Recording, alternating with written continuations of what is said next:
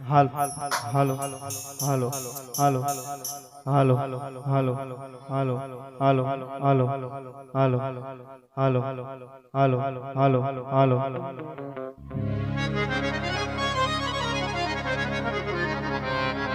Hello hello hello hello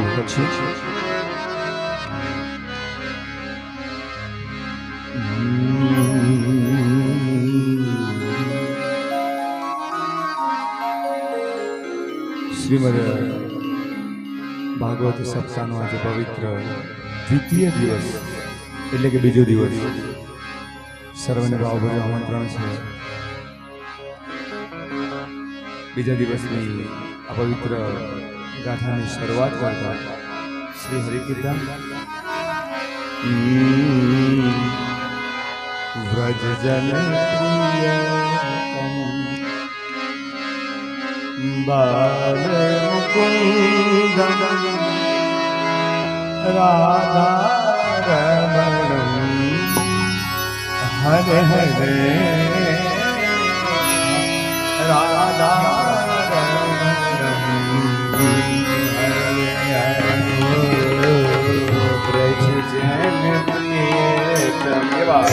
બાલે Mukund Shri Radha હરે હરે રાધા રમણ હરે હરે કેસર તિલકમ કૃષ્ણ કેસર તિલકમ केसर तिलकम कृष्णवर्णम राधा रमण हरे हरे राधा रमण हरे हरे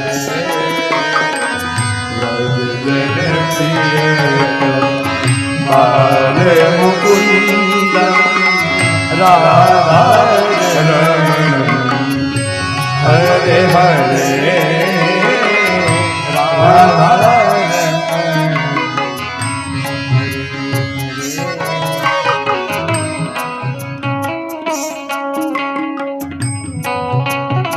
श्री राधे हरि बोल.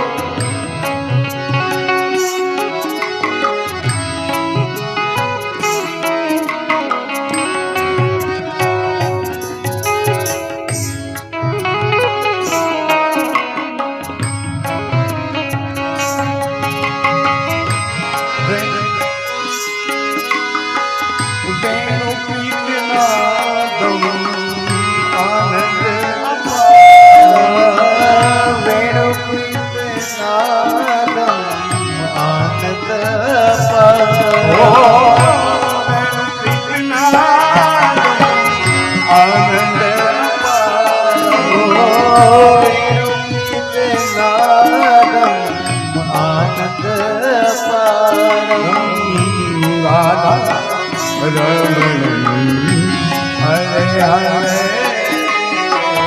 राधा रमण हरे हरे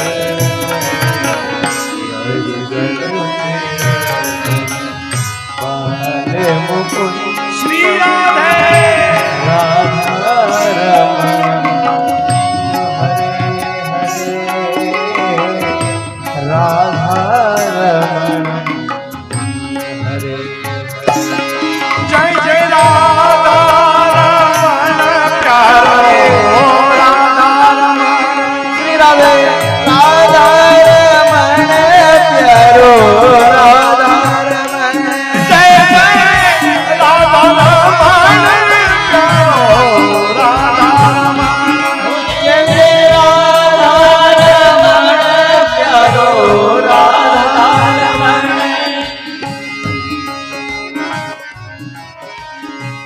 राधा हासम नयन रसालम राधा रमण हरे हरे राधा रमण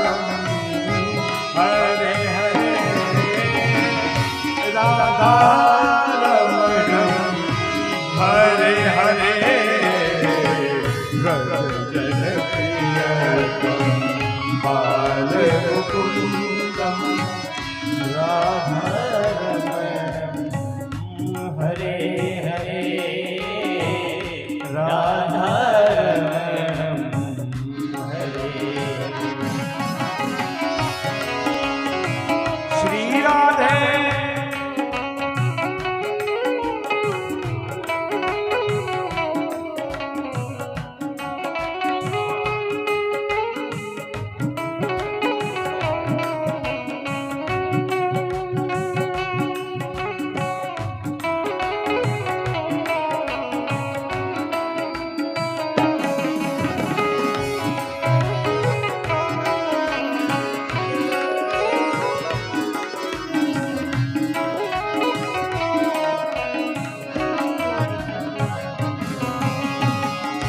सब सुख सागर रूप जागर रहे वृंदावन धाम।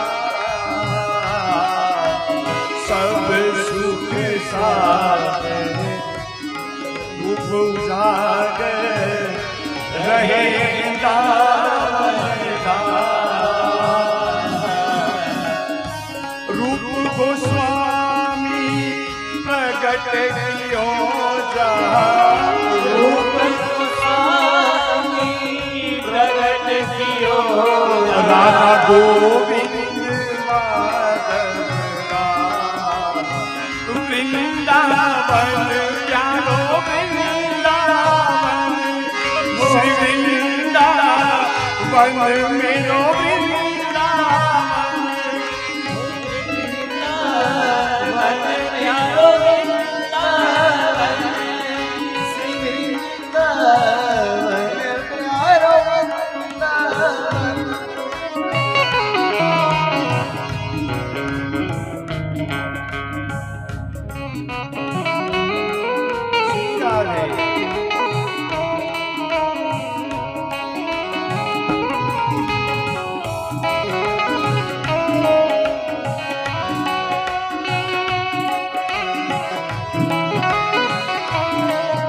આજના જે પૂજાના મુખ્ય યજમાનો છે એ ચારે ચાર યજમાન નીચે સ્ટેજની નીચે ડાન્સરમાં આપણે આવી જઈએ, પેલા ભાગવતજીની આરતી કરીએ અને પછી આપણે કથાનું રસપાન કરીશું.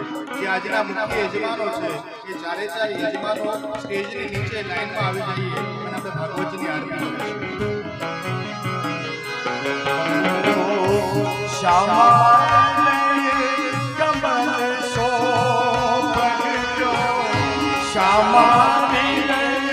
कमल सो प्रगटो असाम हृदय मनहार वृंदावन प्यारो वृंदावन श्री राधे श्री वृंदावन मेरो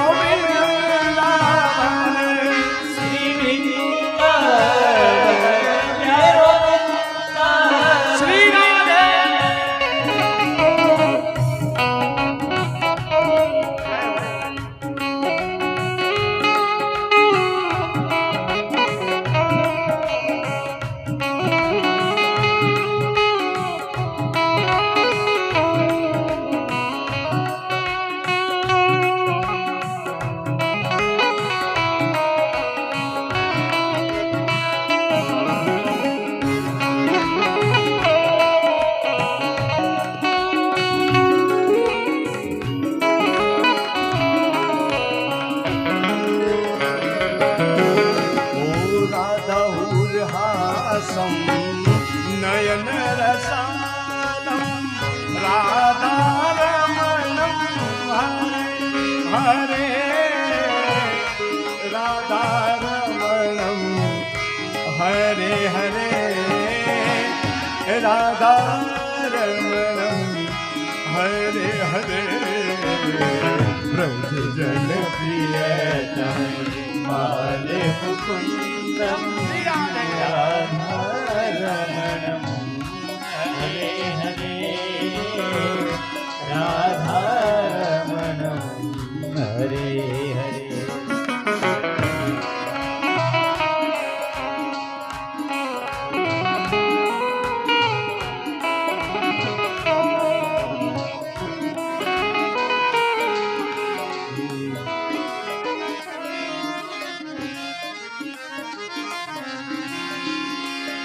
कर्पूरगौरं करुणावतारं संसारसारं भुजगेन्द्रहारं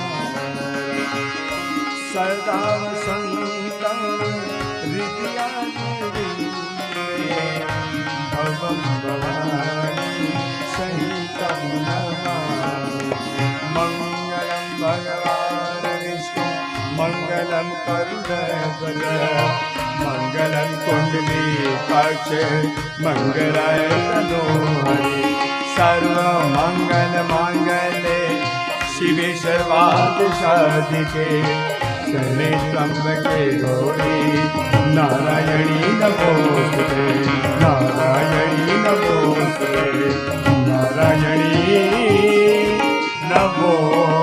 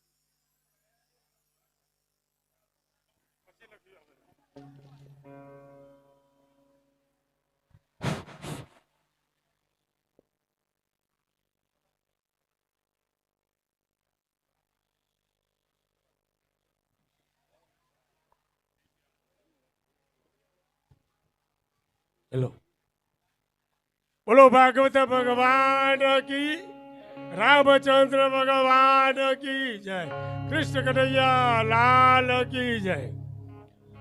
श्री रामजी मंदिर चैरिटेबल ट्रस्ट द्वारा आयोजित पवित्र पुरुषोत्तम मासમાં શ્રીમદ ભાગવત સપ્તાહનું આયોજન પરમ પૂજ્ય શ્રી દિમલભાઈ જોશીના સ્વરેથી ધર્મ જ્ઞાન ભક્તિ સત્સંગ રૂપી આપણને જે કથાનું રસપાન કરાવશે તો આપણે બધા શાંતિ બેસીને એમના ટાઈમ બરબાદ ના થાય અને એક એક શબ્દનો વાણી લઈને આપણા ઘટમાં ઉતારીએ અને જીવનને ધન્ય બનાવીએ એ પ્રમાણે બધા શાંતિ જાળવીશું। ભક્તિ અને ભાવથી જીવનની શક્તિ અને ઉર્જા શક્તિનો પેદા કરે છે। શ્રીમદ ભાગવત જ્ઞાન યજ્ઞનું શ્રવણ કરવું એ જીવનનો અમૂલ્ય લાવો છે। તો આજની કથામાં શાંતિથી આપણે એક લાવો મળ્યો છે। હવે આજના દિવસ પછી ફક્ત 5 જ દિવસ રહેશે એટલે 5 થી 15 કલાક જ આપણા જોડે બાકી છે એટલે મહારાજે જે આપણે સત્સંગ રૂપી જે આપણને જ્ઞાન પીરસે છે તે શાંતિથી સાંભળીએ। હવે આજે દરરોજ જે પૂજાના યજમાનના દાતા છે તેમનું નામ બોલી જવું પટેલ જયેન્દ્રભાઈ ચુનીલાલ સોની પલ્યણવાળા, વિષ્ણુભાઈ ભુડીદાસ પટેલ પલ્યણવાળા, મુકેશભાઈ કાંતિલાલ દલાલ માધુપુરા, આ 3 યજમાનોને આપણે એમનો આભાર માનીએ। આજે પૂજાના યજમાન થયા છે, તાલીઓ પાડો બધા। હવે ગઈકાલે શરૂઆત પહેલા આપણે જે દીપ પ્રાગટ્ય કર્યું તેના 11,000 રૂપિયા જયેન્દ્રભાઈ ચુનીલાલ સોની એમના તરફથી 11,000 આવે છે। 2,000 રૂપિયા પ્રસાદીના દાતા અને 2,500 રૂપિયા ફૂલોના દાતા। તો આપણે એમને તાલીઓ પાડવા ગણગણા વસાજીએ। આજના ફૂલાના દાતા એટલે રામજી મંદિરના દરેક ભગવાનો અને પોથી ઉપર જે ગુલાબના ફૂલ લાગ્યા છે એના દાતા કાંતિભાઈ ગોડાભાઈ પટેલ રાજપુરવાળા અર્જુન બંગલો તરફથી આજે આવે છે। આજના નાસ્તાના દાતા સ્વ પટેલ મણીલાલ અંબાલાલ જાસલપુરવાળા મનસ સોસાયટી હસ્તે કિરણભાઈ જાસપુર હસ્તે કિરણભાઈ ભાજપના જૂના પ્રમુખશ્રી। પોથીયાત્રા ઉપર ગઈકાલે આપણે જે રૂટ કરીને અને જે નગરયાત્રા પ્રવેશ કરી એ પ્રમાણે જેને ઠંડા પીણા દાતા તરીકે આપણને જે લાભ આપ્યો છે તેમના નામ પણ આપણે બોલવા જરૂરી છે। તો પહેલાં આપણે શિવશંકર સોસાયટી ઠંડા પીણાના જે દાતા હતા સોમભાઈ શંકરદાસ પટેલ ડીગુચાવાડા કિરીટકુંજ સોસાયટી, પછી આગળ બાલકૃષ્ણ મંદિરે પાણીના જે દાતા હતા એ રામ ભરોસે હસ્તે મુન્નાભાઈ, સ્વાગત વોલ ઠંડા પાણીની વ્યવસ્થા કરી હતી મનોજભાઈ છોટાભાઈ ચૌહાણ સંગીતા સોસાયટી. હવે લેમનના દાતા 7 દિવસ આપણે જે કથાનું રસપાન કરીએ એટલે 7 દિવસ ઠંડા પીણાના દાતા તે પણ મનોજભાઈ છોટાભાઈ ચૌહાણ છે. હવે પાણીના દાતા 7 દિવસના આપણે જે ગરમી લાગે છે 2 ટાઈમ પાણી અને લેમન આપે છે તો 7 દિવસના પાણીના દાતા નયનભાઈ રણછોડભાઈ પટેલ ડોગરાવાળા, હસ્તે સાવંતભાઈ અને માહીબેન, કૈલાસબેન દશરથભાઈ પટેલ, હસ્તે રવિભાઈ ચેતનભાઈ ગણેશપુરા પ્રગટલક્ષ્મી સોસાયટી. તો એ લોકોને પણ આપણે તાલી પાડો કે 7 દિવસ સુધી પાણી દાતા થયા છે. હવે આપણે 2000 રૂપિયા મિનિમમ કોઈ પણ દાન આપે તો પ્રસાદી રૂપ આપણે સ્વીકારવામાં આવશે. 2000 રૂપિયા આપે, 1000 રૂપિયા આપે, 500થી ઓછા આપવાની જરૂર નહીં.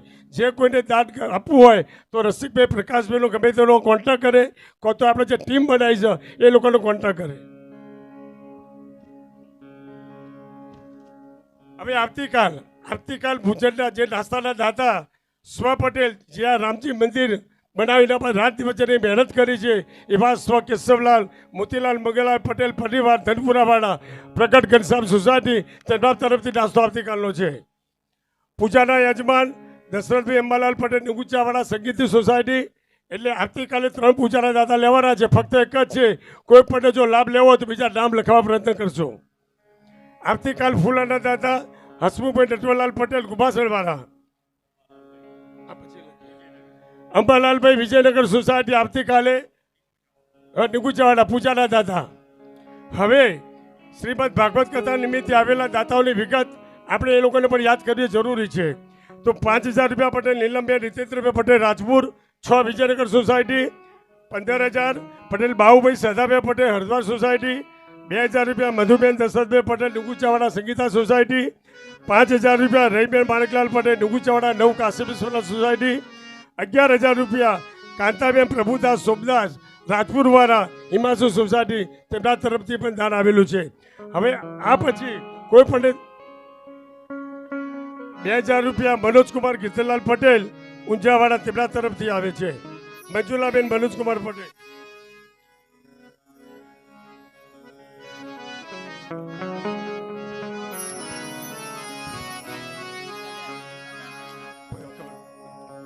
પ્રસાદી માટેના દાતા પટેલ આનંદીબેન કાંતિલાલ 8 વિદ્યાવિહાર સોસાયટી. એટલે આપણે પ્રસાદી માટે કોઈ પણ માણસ 500 રૂપિયા પણ આપી શકીએ છીએ, 1000 કો તો 2000 પણ આપી શકીએ છીએ. પ્રસાદી માટે કોઈ બાંધછોડ છે નહીં એના માટે.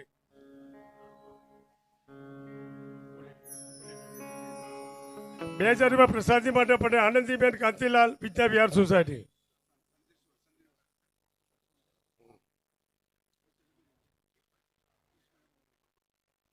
હવે આપણે જે મંદિરના અંદર આજે 7 દિવસ માટે રસપાન કરવાના છે તે માટે કોઈ પણ દાતા થવું હોય તો થઈ શકે છે.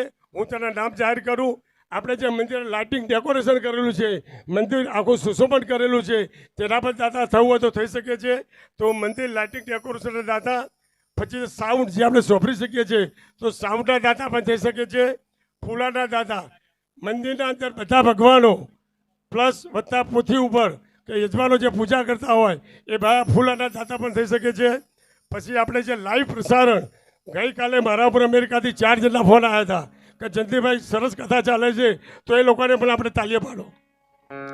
એટલે લાઈવ પ્રસારણ માધ્યમથી અમેરિકા, ઓસ્ટ્રેલિયા, કેનેડા બધા પણ રસપાન કથાનું રસપાન કરે છે. પછી વિડીયોગ્રાફીના દાતા થવો તો થઈ શકે છે. કુલર આપણે જે કુલરો લગાવેલા છે એ પણ ઠંડામાં રહેવા માટે તેના પણ દાતા થઈ શકે છે. પછી બરફ, જે આપણને ઠંડુ પાણી પીવા માટે બરફની જરૂર પડે છે તેના પણ બરફના દાતા થઈ શકે છે. હવે કથાનો બહુ ટાઈમ નહીં બગાડીએ, આપણે મહારાજને આજ્ઞા કરીએ કે કથાનું રસપાન કરાવે. ટાઈમ બહુ ઓછો છે તો ચાલુ કરે. હવે બીજું કે આપણે કૃષ્ણ રૂકમણીના જ્યારે વિવાહ થશે ત્યારે અમેરિકાથી અમૃતભાઈ નારાયણદાસ પટેલ એ વખતે વિવાહ વખતે આઈસ્ક્રીમના દાતાને જાહેર કરેલા છે, તેમના પર તાલી પાડો.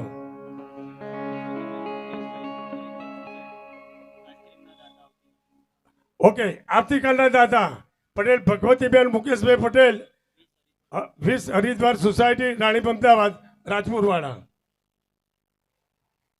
હવે આપણે જે બધા એવરીડે કપિલ પ્રાગટ્ય, નરસિંહ અવતાર, વામન અવતાર, રામ પ્રાગટ્ય દિવસ, કૃષ્ણ જન્મોત્સવ, ગોવર્ધન લીલા, રૂકમણી વિવાહ અને સુદામા ચરિત્ર આ બધા પાત્રો ભજવવાના છે. તો આપ મહારાજને કહું એ પ્રમાણે આપણું એને આયોજન કરવામાં આવશે. બોલો સિયાવર રામચંદ્ર ભગવાન કી જય. બધા કથા શ્રવણ માટે શાંતિ જાળવો છો, પડાપડી કરતા નહીં અને એનું રસપાન કરીએ અને આપણા ઘટમાં ઉતારીએ. આપણે મહારાજને આજ્ઞા આપીએ કે રૂટીન પ્રમાણે આપણે એમને કહીએ કે થોડો ટાઈમ બગડ્યો પણ ક્ષમા કરજો, પણ અમારે આની જરૂર હતી. જાહેર કરીએ તો કોઈને ખબર પડે તો પૈસા આવે ને, ના કરીએ તો ખબર પડે નહીં. જય શ્રી કૃષ્ણ.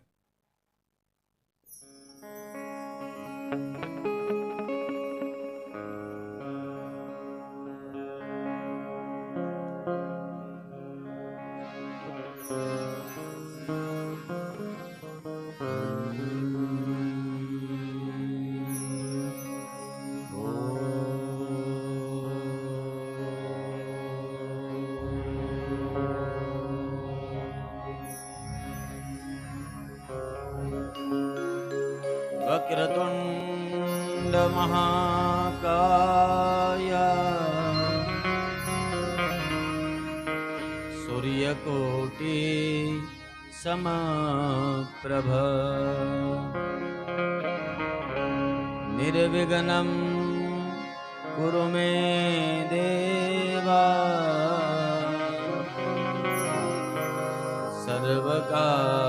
सर्वकार्येषु सर्वदा. या देवी सर्वभूतेषु मातृरूपेण संस्थिता नमस्तस्यै नमस्तस्यै नमस्तस्यै नमो नमः. वंशे विभूषितकरा नवनीरदाभा पीताम्बरा दरुणबी बभला धरोष्ठा पूर्णेन्दु सुन्दर मुखाद अरविन्द नेत्रा कृष्णात् परं किमपि त्वमहं न जाने.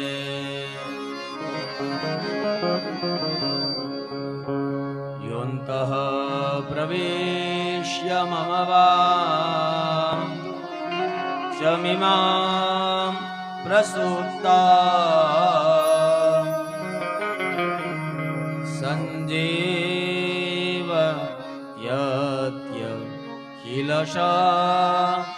तिधर स्वधाम्ना अनियांश्च हस्तचरणं श्रवणात्वगादीन्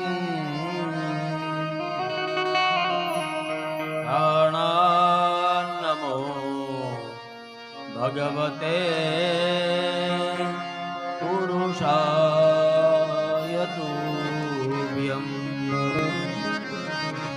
प्राणान्नमो भगवते पुरुषाय तुभ्यं.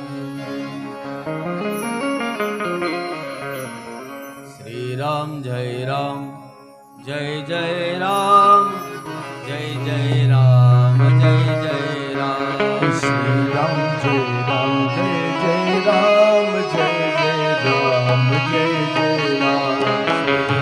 जय राम जय जय राम जय जय राम जय जय राम. श्री राम जय राम जय जय राम जय जय राम जय जय राम. श्री राम जय राम जय जय राम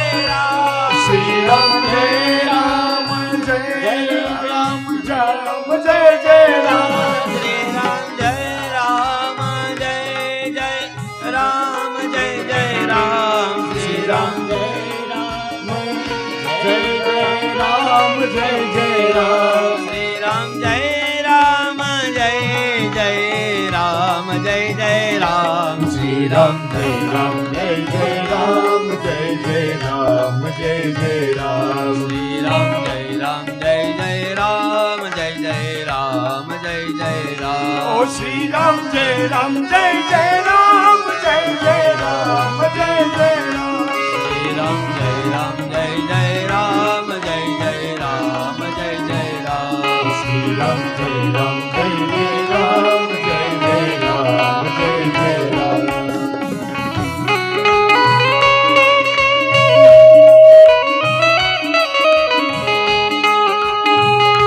રાધે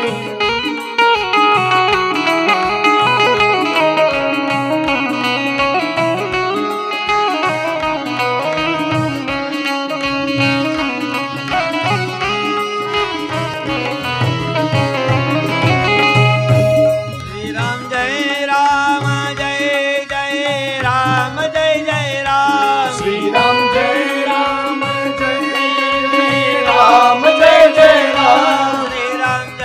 રામ જય જય રામ શ્રી રામ જય રામ જય જય રામ જય જય રામ શ્રી રામ જય રામ જય રામ જય જય રામ શ્રી રામ જય રામ જય જય રામ જય જય રામ શ્રી રામ જય રામ જય જય રામ જય જય રામ જય જય રામ ઓ શ્રી રામ જય રામ જય જય રામ જય જય રામ જય જય રામ શ્રી રામ જય રામ જય જય રામ જય જય રામ જય જય રામ શ્રી રામ જય રામ જય જય રામ જય જય રામ જય જય રામ શ્રી રામ જય રામ જય જય રામ જય જય રામ જય જય રામ શ્રી રામ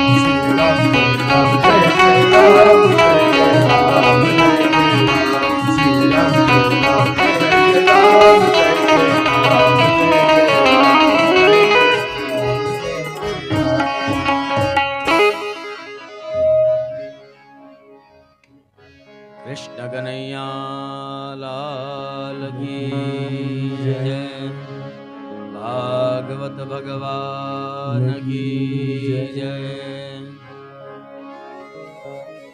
રામચંદ્ર ભગવાન કી જય कुलदेवी मात की जय सत्य सनातन धर्म की जय सद्गुरु देवनी जय ओम नमः पार्वती पतये हर हर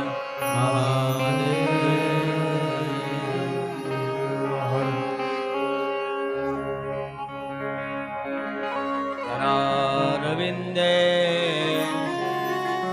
न पदारविन्दम्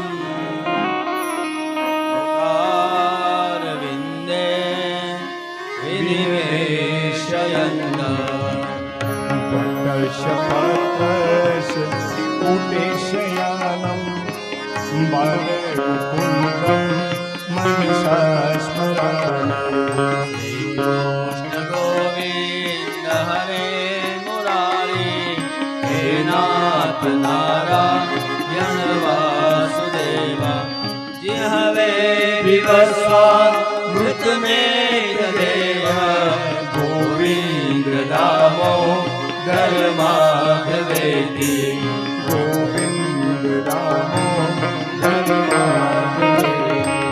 विक्रेतु कामा किल गोपकन्या मुरारी पादान् विदजित कृते दलियादिगम्मो अवसाद भोजन गोविंद दामोदर माधवेति दुहे गो अवधूपदम्बा सरले विदित्वा समवाप्य योगम् पुण्यानि नामा विपदान्ति नित्यं गोविन्द दामोदर माधवेति सुखं शयाना निलये निजे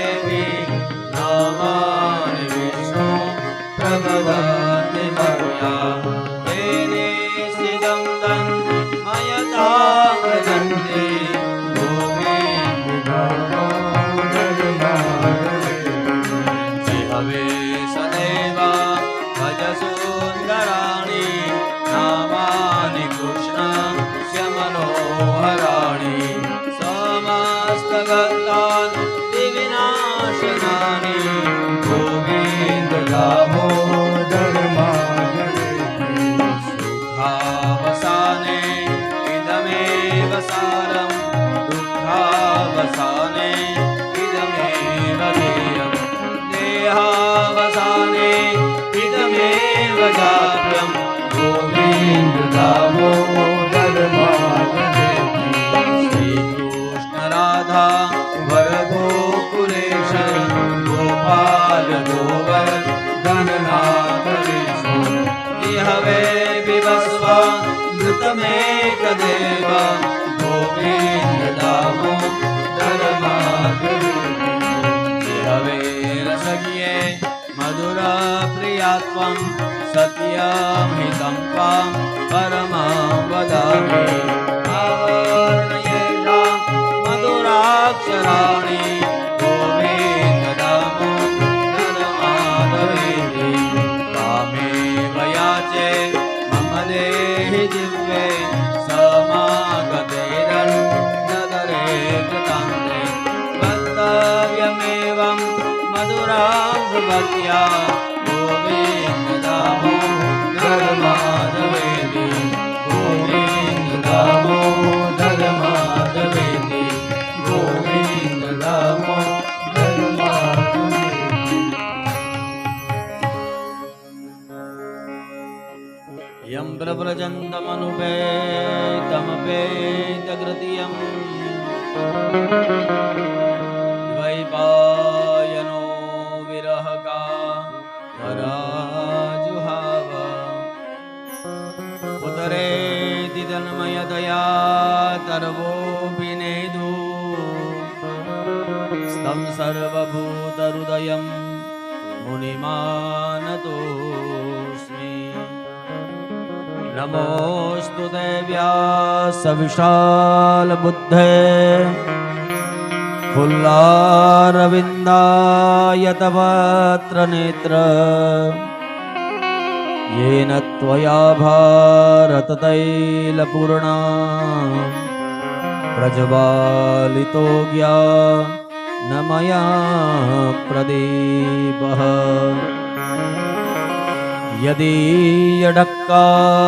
यदीयडक्कानिनदेन निर्मलं श्रीपाणिनिर्व्याकरणं चकाशे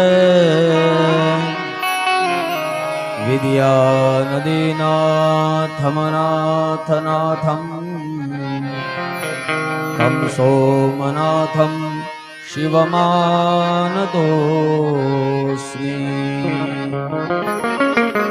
कस्तूरिकाचन्दनचर्चितायै श्मशानवश्वाङ्गविलेपनाय दिव्याम्बरायै च दिगम्बराय नमः शिवायै च नमः शिवाय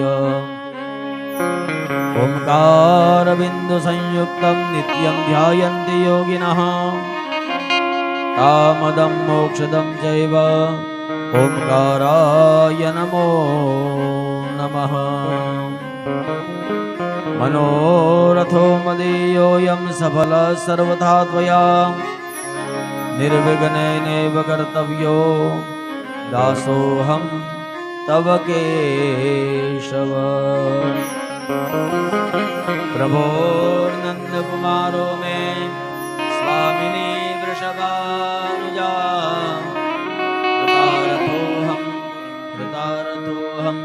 कृतार्थोऽहं न संशयो આટલા શબ્દો દ્વારા આ શ્રી રામજી મંદિર ચેરિટેબલ ટ્રસ્ટ રાણીપ આયોજિત આ શ્રીમદ ભાગવત સપ્તાહ જ્ઞાન યજ્ઞના દ્વિતીય દિવસે જે પરમાત્માનું સાનિધ્ય અને સામીપ્ય લઈને બેઠા છે થોડી પંચ આપજો થોડો અહીંયા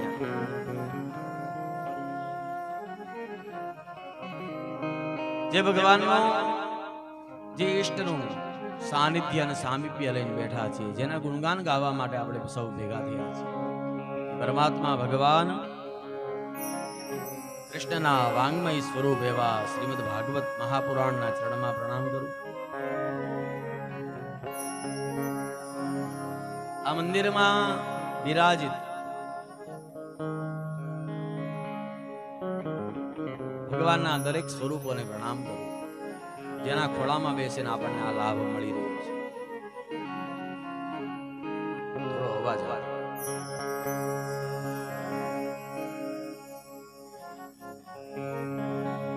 લાભ મળી રહ્યો છે.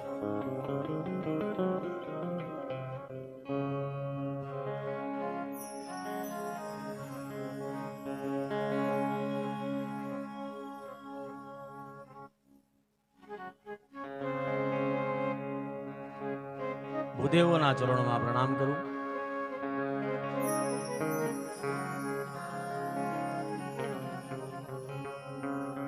અને આપ અહીંયા બિરાજિત આપ સૌના હૃદયમાં બિરાજિત મારા પરમાત્માને પ્રણામ કરી અને આજની કથાની આપણે શરૂઆત ગઈકાલે આપણે કથાનું શ્રવણ કર્યું, કથાનું દર્શન કર્યું. એમાં શ્રીમદ ભાગવતના બીજા જ શ્લોકમાં મહર્ષિ વેદવ્યાસ ભાગવતનો મહિમા સમજાવે અને કીધું કે જ્યારે જ્યારે જીવને ભાગવત સમજાય, ત્યારે ખબર પડી જાય ને ત્યારથી જાગ્યા ત્યારથી સવાર શુશ્રૂષુભિતક્ષણાદ એવો શબ્દ વાપર્યો કે જ્યારે જ્યારે જીવને ભાગવતનું મહાત્મ્ય સમજાઈ જાય, મહત્વ સમજાઈ જાય, ત્યારે જ એ જ ક્ષણે ભાગવતનો આશ્રય કરી લે.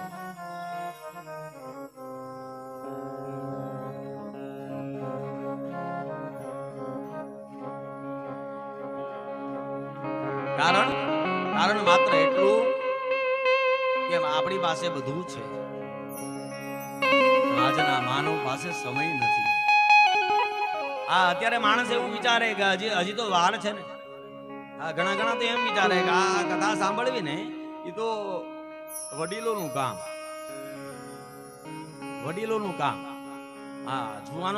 જુવાનિયાઓનું કામ નથી. અમને તો ઘણા કે જ્યારે કહે ત્યારે હું એવો જવાબ અચૂક આપું કે તમને જો એવી ગેરંટી હોય કે તમે વૃદ્ધ થવાના છો, તમે ગરડા થાશો, એવી તમારી પાસે કોઈ સર્ટિફિકેટ હોય તો નહીં આવો તો ચાલશે.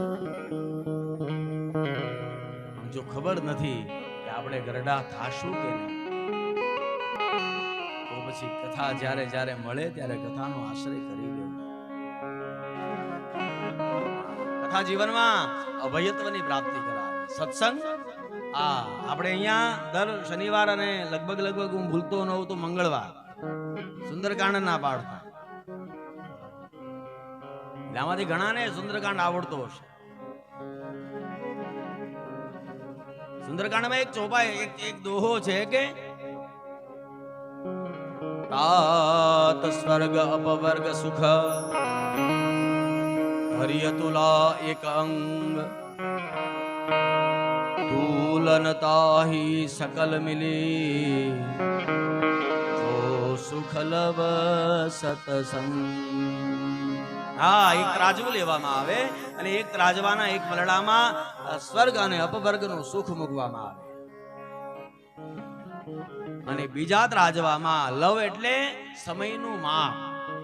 એક ક્ષણ માટે કોઈ સંત સાથે, કોઈ બ્રાહ્મણ સાથે, કોઈ વિદ્વાન સાથે કરેલો સત્સંગ મૂકવામાં આવે તો એ સત્સંગનું પલડું ભારે રહે. સત્સંગનો આ મહિમા છે. સત્સંગ જીવન બદલી નાખે. કથા છે ને ખાલી મજા કરવા માટે નથી. કથાથી જીવન બદલાઈ જાય. એટલા પ્રમાણો આપી શકું, એટલા પ્રમાણો આપી શકું કે એની કોઈ સીમા નથી. પણ મને એક દ્રષ્ટાંત બનેલી સત્ય ઘટના યાદ આવે અને અમદાવાદની જ છે એટલે અમદાવાદમાં કેવી છે આપણે બધા જાણીએ. પેલી મા બાપ ને ભૂલશો નહીં. આ પદની રચના કોણે કરી છે ખબર છે? સંત પુનીત. મને પુનીત થાવા દે, તારા ગુણ લાગાવા દે. ઘણા બધા પદો લખ્યા. આ તો તારી મારી બેની વાત છે. પણ અમદાવાદમાંની વાત અને આ બહુ જૂનો ઇતિહાસ નથી પાછો, 40-50 વર્ષ પહેલાની વાત છે, જૂની વાત નથી. સારાંશ કરો.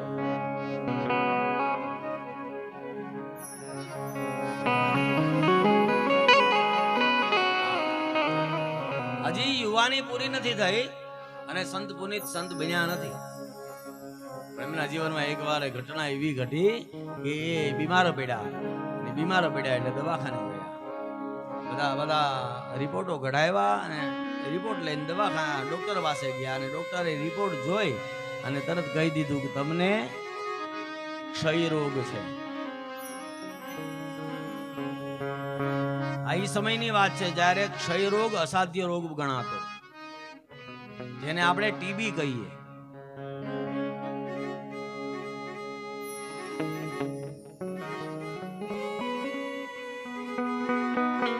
એટલે ડોક્ટરને પૂછ્યું કે સાહેબ મારી પાસે કેટલો સમય છે, અને ડોક્ટરે સમય આપી દીધો, તમારી પાસે 6 મહિના છે. 6 મહિના પૂરું. અને પગ નીચેથી જમીન સરકી ગઈ.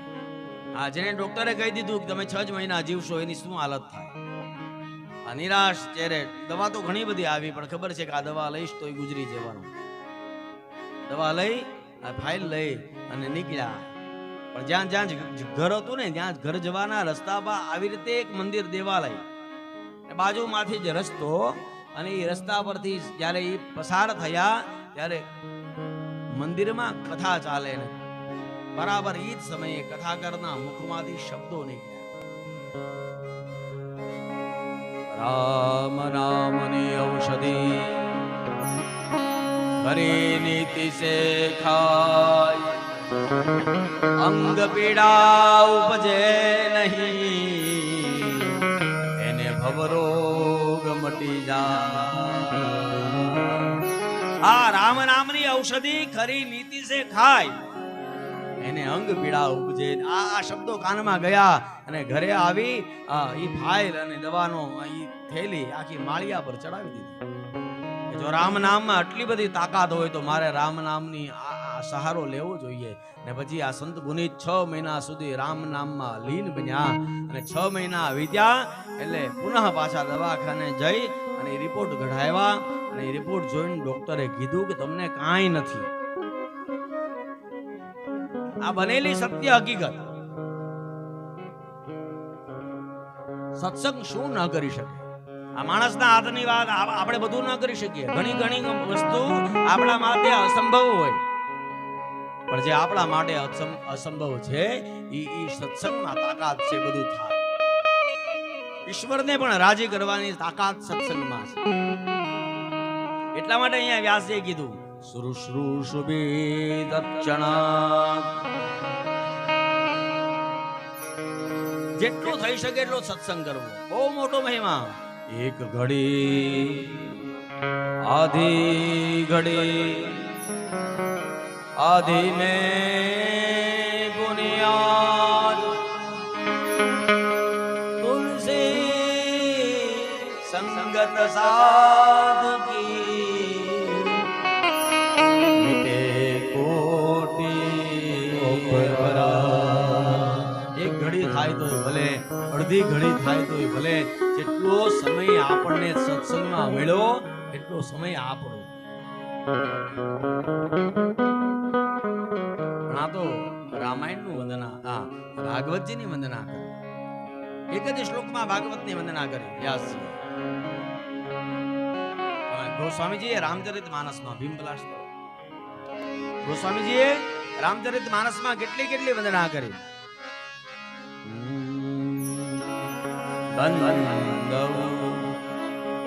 ગુરુ પદ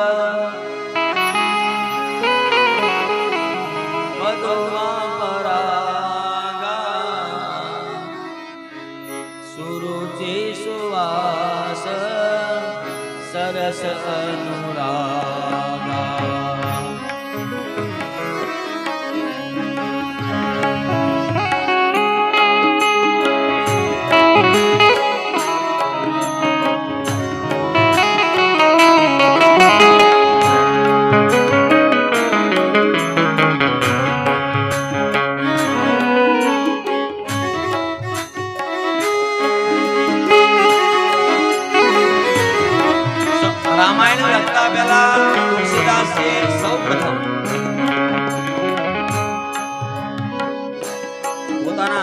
સદગુરુની પ્રાર્થના કરી કે બંધવ ગુરુ પદ પદમ પરાગા.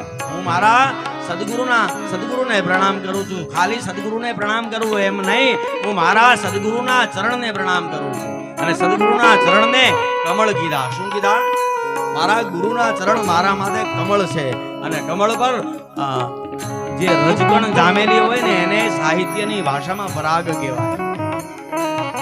અને મારા ગુરુના ચરણ ઉપર જે રજ ચોટેલી છે એ મારા માટે પરાગ છે. બંધવ ગુરુ પદુ પદમ પરાગ.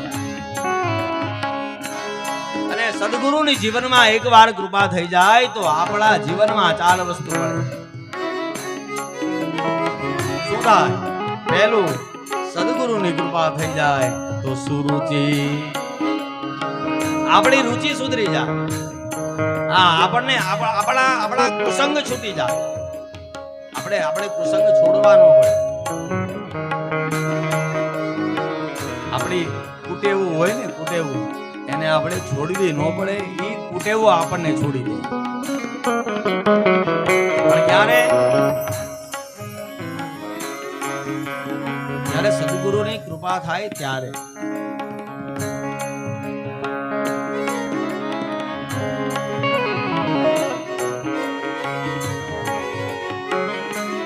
સુરુચિ. બીજું, સદગુરુની કૃપા થાય તો શું થાય? સુવાસ. આ આપણામાં સુગંધ ફેલાય. એની બહારથી અત્તર છાટીએ એ સુગંધની વાત નથી થતી. આપણા વ્યક્તિત્વની સુગંધ હોય, આપણા અસ્તિત્વની સુગંધ સુવાસ જગતમાં ફેલાય. ત્યારે અત્યારના માણસનું જીવન ગંધયુક્ત છે, દુર્ગંધ મારે છે.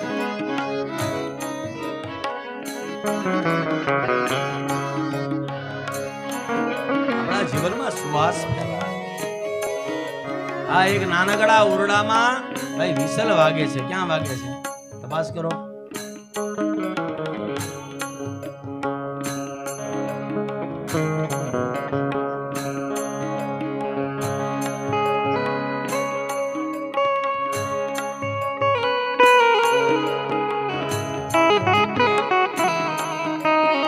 સુવાસ આપણા જીવનમાંથી સુવાસ ફેલાય. આ એક નાનકડા ઓરડામાં 2 અગરબત્તી પેટાવો તો અગરબત્તી 10-15 મિનિટ સળગી પોતાનું અસ્તિત્વને રાખ કરી નાખે. પણ એ રાખ થતા પહેલા એ અગરબત્તી એ આખા ઓરડાને સુગંધી બનાવી દે. અગરબત્તીને એટલી ખબર પડે કે મારી જાતને બાળીને મારે સુગંધ ફેલાવવી જોઈએ. તો આપણે તો ભલા માણસ છીએ. મળ્યો છે દેહ માનવનો જગતમાં ધૂપ સળી થાજે. મળ્યો છે દેહ માનવનો જગતમાં ધૂપ સળી થાજે. સુગંધી અન્યને દેવા તું જાતે બળી જાજે. તારા દેહની દેહ ઘંટીથી, તારા દેહની દેહ ઘંટીથી બીજાના દુઃખો દળી જાજે. મળ્યો છે દેહ માનવનો જગતમાં ધૂપ સળી થાજે. આ જગતમાં જો કોઈ પણ વ્યક્તિની અપરાધીની બાજુમાં બેસો ને તમે, આતંકવાદીની બાજુમાં તમે બેસો ને તો એને સારી વાતો કરતા આવડે છે. આપણને તરત એમ થાય કે આ તો સારો માણસ છે. બહુ હારી વાતો કરે ને એ ક્યારેય મહાન હોતો નથી. મહાન ઈ હોય છે જે સારા કામ કરી શકે. બહુ મોટી વાતો કરવાથી મહાન નહીં થઈ જાય. આપણા જીવનનું સાચું સુખ એ છે. આ શરીર મળ્યું એની સાચી સાફલ્યતા એમાં છે કે આપણા જીવનમાં આપણે કંઈક સારા કામ કરી શકીએ. એટલા માટે નામ રહંતા ઠાકરા, નામ રહી જાય છે. નામ રહંતા ઠાકરા, નાણા ન રહન. કીર્તિ કેરા કોટડા પાડા નહીં પડન. હા, જેના નામ રહ્યા ને અત્યારે પણ આપણે આટલા વર્ષે આ મહાપુરુષોને યાદ કરવા પડે. એનું કારણ એ કાંઈ રૂપાળા દેખાતા એટલે નહીં. એની પાસે બહુ રૂપિયા હતા એટલે નહીં, એને આ જગતને કંઈક આપ્યું છે એટલા માટે.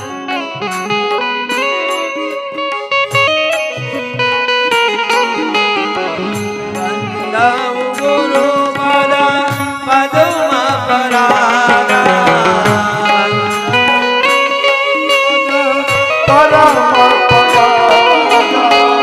સુરુચિ સુવાસ સરસ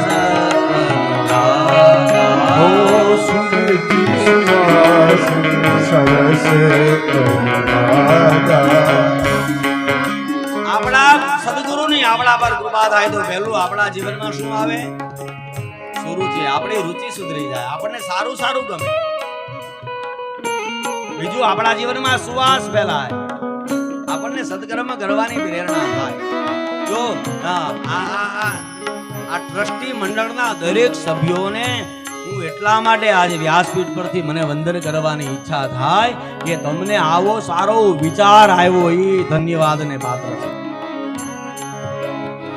હા, જો મારે હું વ્યાસપીઠ પર બેસું એટલે બહુ સ્પષ્ટ વક્તા છું, આમ બહુ ઓછું બોલું, અને જે ઓળખે છે નજીકથી એને ખબર છે. પણ અહીંયા બેસી ગયા પછી હું બહુ સ્પષ્ટ વક્તા છું. અને જેવું લાગે મને માખણ મારતા આવડતું નથી. અને માખણ કોણ મારે? જેને ચૂનો લગાવવો હોય ઈ. આ મારે જગત પાસેથી કાંઈ જોતું નથી. मेरी जरूरतें कम है इसीलिए मेरे जमीर में दम है. ने जाहिर में कहूं, घणी जग्याए धन माटे हूँ कथा नहीं करतो. घणी जग्याए आखी आखी कथाना खर्चा मैं उपाड़ी लीधेलाना दाखला छे. पण वखाण नहीं करतो कि ट्रस्ट मंडळना वखाण एटला माटे नहीं करतो कि मारे तमने सारू लगाड़વું છે, પણ જેવું જોવું ને એવું તો મારે કેવું પડે. એટલા માટે આ ટ્રસ્ટ મંડળને જોરદાર તાળીઓથી જેણે જેણે સારું કામ કર્યું એના કામને તો બિરદાવવું જ પડે. આ ભુવડોની સભા ભરાણી, ભુવડોની સભા ભરાણી આખી નાચ બેઠી ભુવડની ને એક મતે ઠરાવ પાસ કર્યો કે આ જગતમાં સૂર્ય જેવી કોઈ વસ્તુ નથી. બધાએ આમ તાળીઓના ગડગડાટથી આ ઠરાવને વધાવી લીધો. પણ એનાથી હું સૂર્યનું અસ્તિત્વ મટી જાય, હા, આંખ્યું વીચી જવાથી અંધારું નથી થતું. જેણે જેણે સારા કામ કર્યા એનું તો નામ જગતમાં અમર થઈ જાય. કોઈ યાદ કરે કે ન કરે એના નામને કાંઈ ફેર ન પડે. હા, સ્વર્ગસ્થ કેશુ બાપાને યાદ કરું. એટલા માટે હું યાદ કરું ને પરિવારને તમને સારું લાગે એટલા માટે નહીં. હું યાદ કરું તો આપણે યાદ કરીએ તો આવા પુણ્યાત્માને યાદ કરવાથી આપણે પાવન થાય. એટલા માટે જેણે આવા કામ કર્યા છે. કારણ કે મંદિર તો યાવત ચંદ્ર દિવાકર, ત્યાં સુધી સૂર્ય અને ચંદ્ર રહે ત્યાં સુધી મંદિરનું અસ્તિત્વ રહે.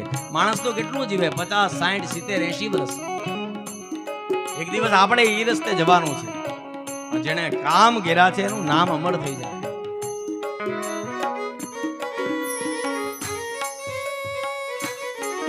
સરસ. ત્રીજી વસ્તુ થાય, સદગુરુની કૃપા થાય તો ત્રીજું આપણા જીવનમાં આવે, આપણા જીવનમાં રસ આવે, આ તરવરાટ આવે, એક ઉમંગ આવે. જીવન જીવવાનો ઘણા એવી નેગેટિવ જ વાત કરે.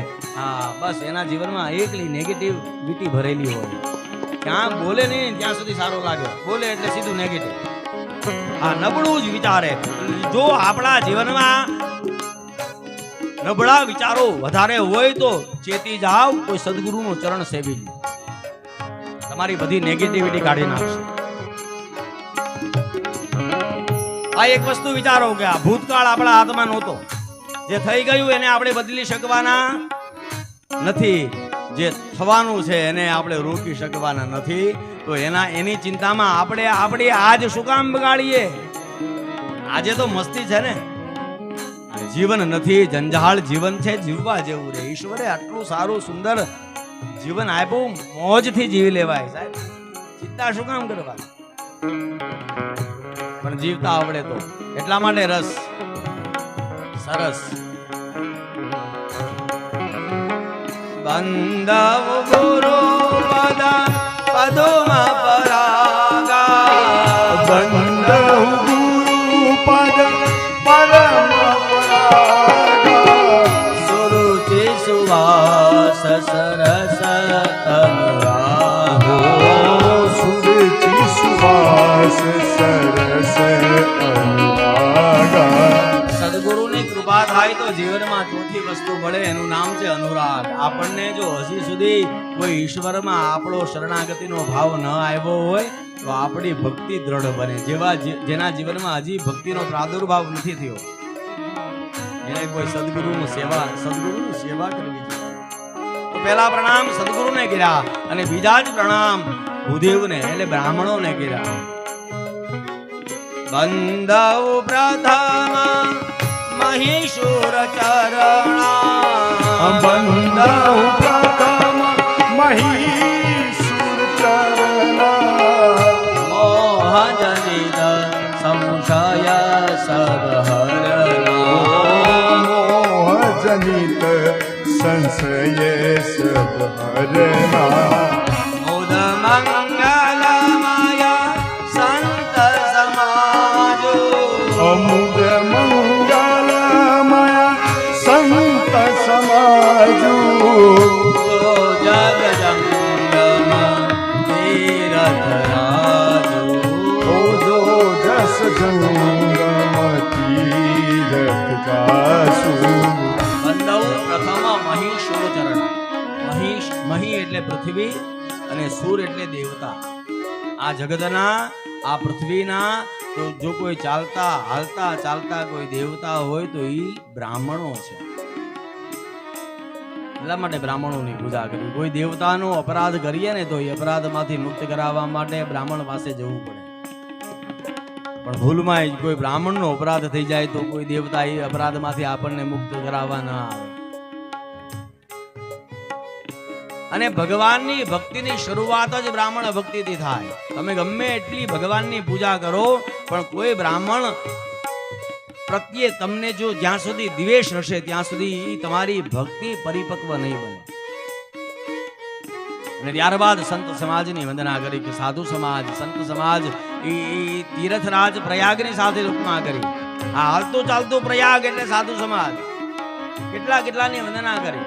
ગુરુની વંદના કરી, જળની વંદના કરી, ચેતનની, બ્રાહ્મણની, સંતની, અસંતની, બધાને વંદન કર્યા. પણ અહીંયા વ્યાસજી એક જ શ્લોકમાં ભાગવતજીની વંદના કરી. નિગમ કલ્પતરોર ગલિતમ ફલમ શુકમુખાદમૃતદ્રવ સંયુતમ पिबत भागवतं रसमालयं मुहुरहो रसिका विभावुका. હા, નિગમ એટલે વેદ. વેદ રૂપી વૃક્ષનું પાકેલું ફળ એટલે ભાગવત.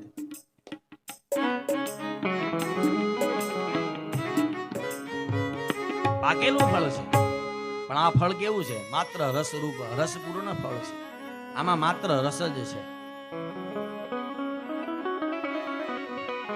અને રસિકો માટે ભાવિકો માટે સદા ખાવા યોગ્ય આ ફળ.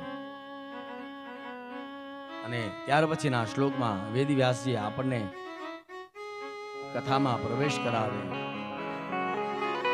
નૈમિષે નિમિષ ક્ષેત્રે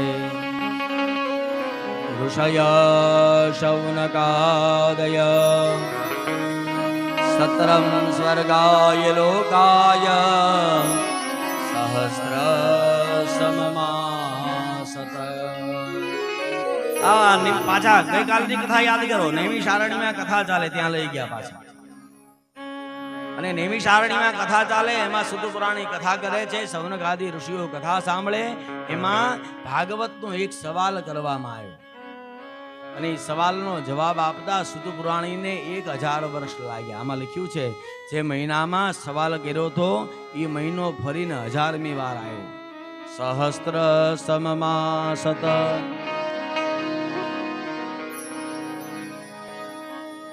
એનો અર્થ કે ભાગવતના એક સવાલનો જવાબ આપતા જો મોટા મોટા ઋષિઓને હજાર હજાર વર્ષ લાગતા હોય તો એવા ભાગવતની આખી કથા આ 3 કલાકમાં 7 દિવસમાં પૂરી કેવી રીતે થાય?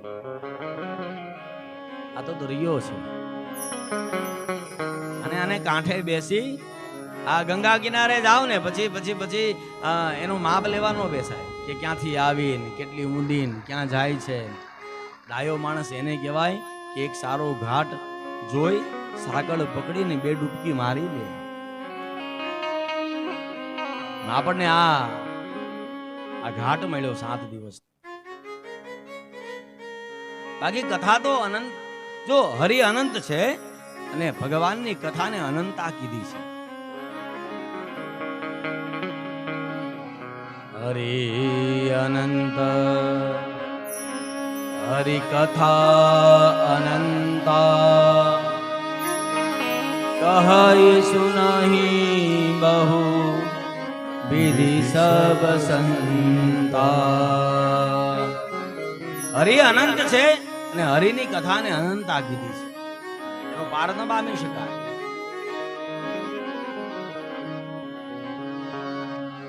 ગંધર્વરાજ પુષ્પદંતે મહિમ્ન સ્તોત્ર લખ્યું ભગવાન શંકરને સમર્પિત કરીને. અને એમાં આ સ્તોત્રમાં ગંધર્વરાજ પુષ્પદંતે લખ્યું અસિદ્ધગિરિ સમમ સ્યાત કજ્જલમ સિંધુ પાત્રે સુરતરુવર શાખા લેખિની પત્ર મુર્વે લિખિતિ યદિ ગૃહ્યવા શારદા સર્વકાલમ તદપિતવ ગુણાનામ ઈશપારમ નયાતિ. આ જ શ્લોકનો સીધો અર્થ મીરાબાઈ આપણને સમજાય એવી ભાષામાં લખ્યો. પૃથ્વી કા કાગજ કરું લેખિની કરું વનરાય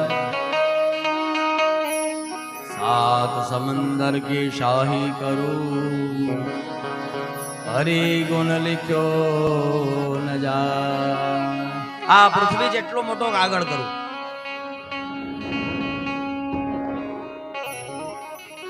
અને જેટલા પણ વૃક્ષ છે એ બધા ઝાડવાને વૃક્ષોને કાપીને એમાંથી એક કલમ બનાવવામાં આવે અને સમુદ્રના પાણીની શાહી બનાવવામાં આવે ને આ બધું વિદ્યાની વીણાવાદીની મહાદેવી શારદાને આપવામાં આવે ને પછી પરમાત્માના ગુણો લખવાનું કહેવામાં આવે તો સરસ્વતી એનું આયુષ્ય પૂરું થઈ જાય ત્યાં સુધી લખ્યા કરે તો એ હરિ તારા ગુણનો પાર ન પમાય. ઈશ્વરના ગુણ કોણ લખી શકે? ને વેદમાં પણ નેતિ લખી દીધું અને એટલા માટે આપણે ત્યાં ગવાયું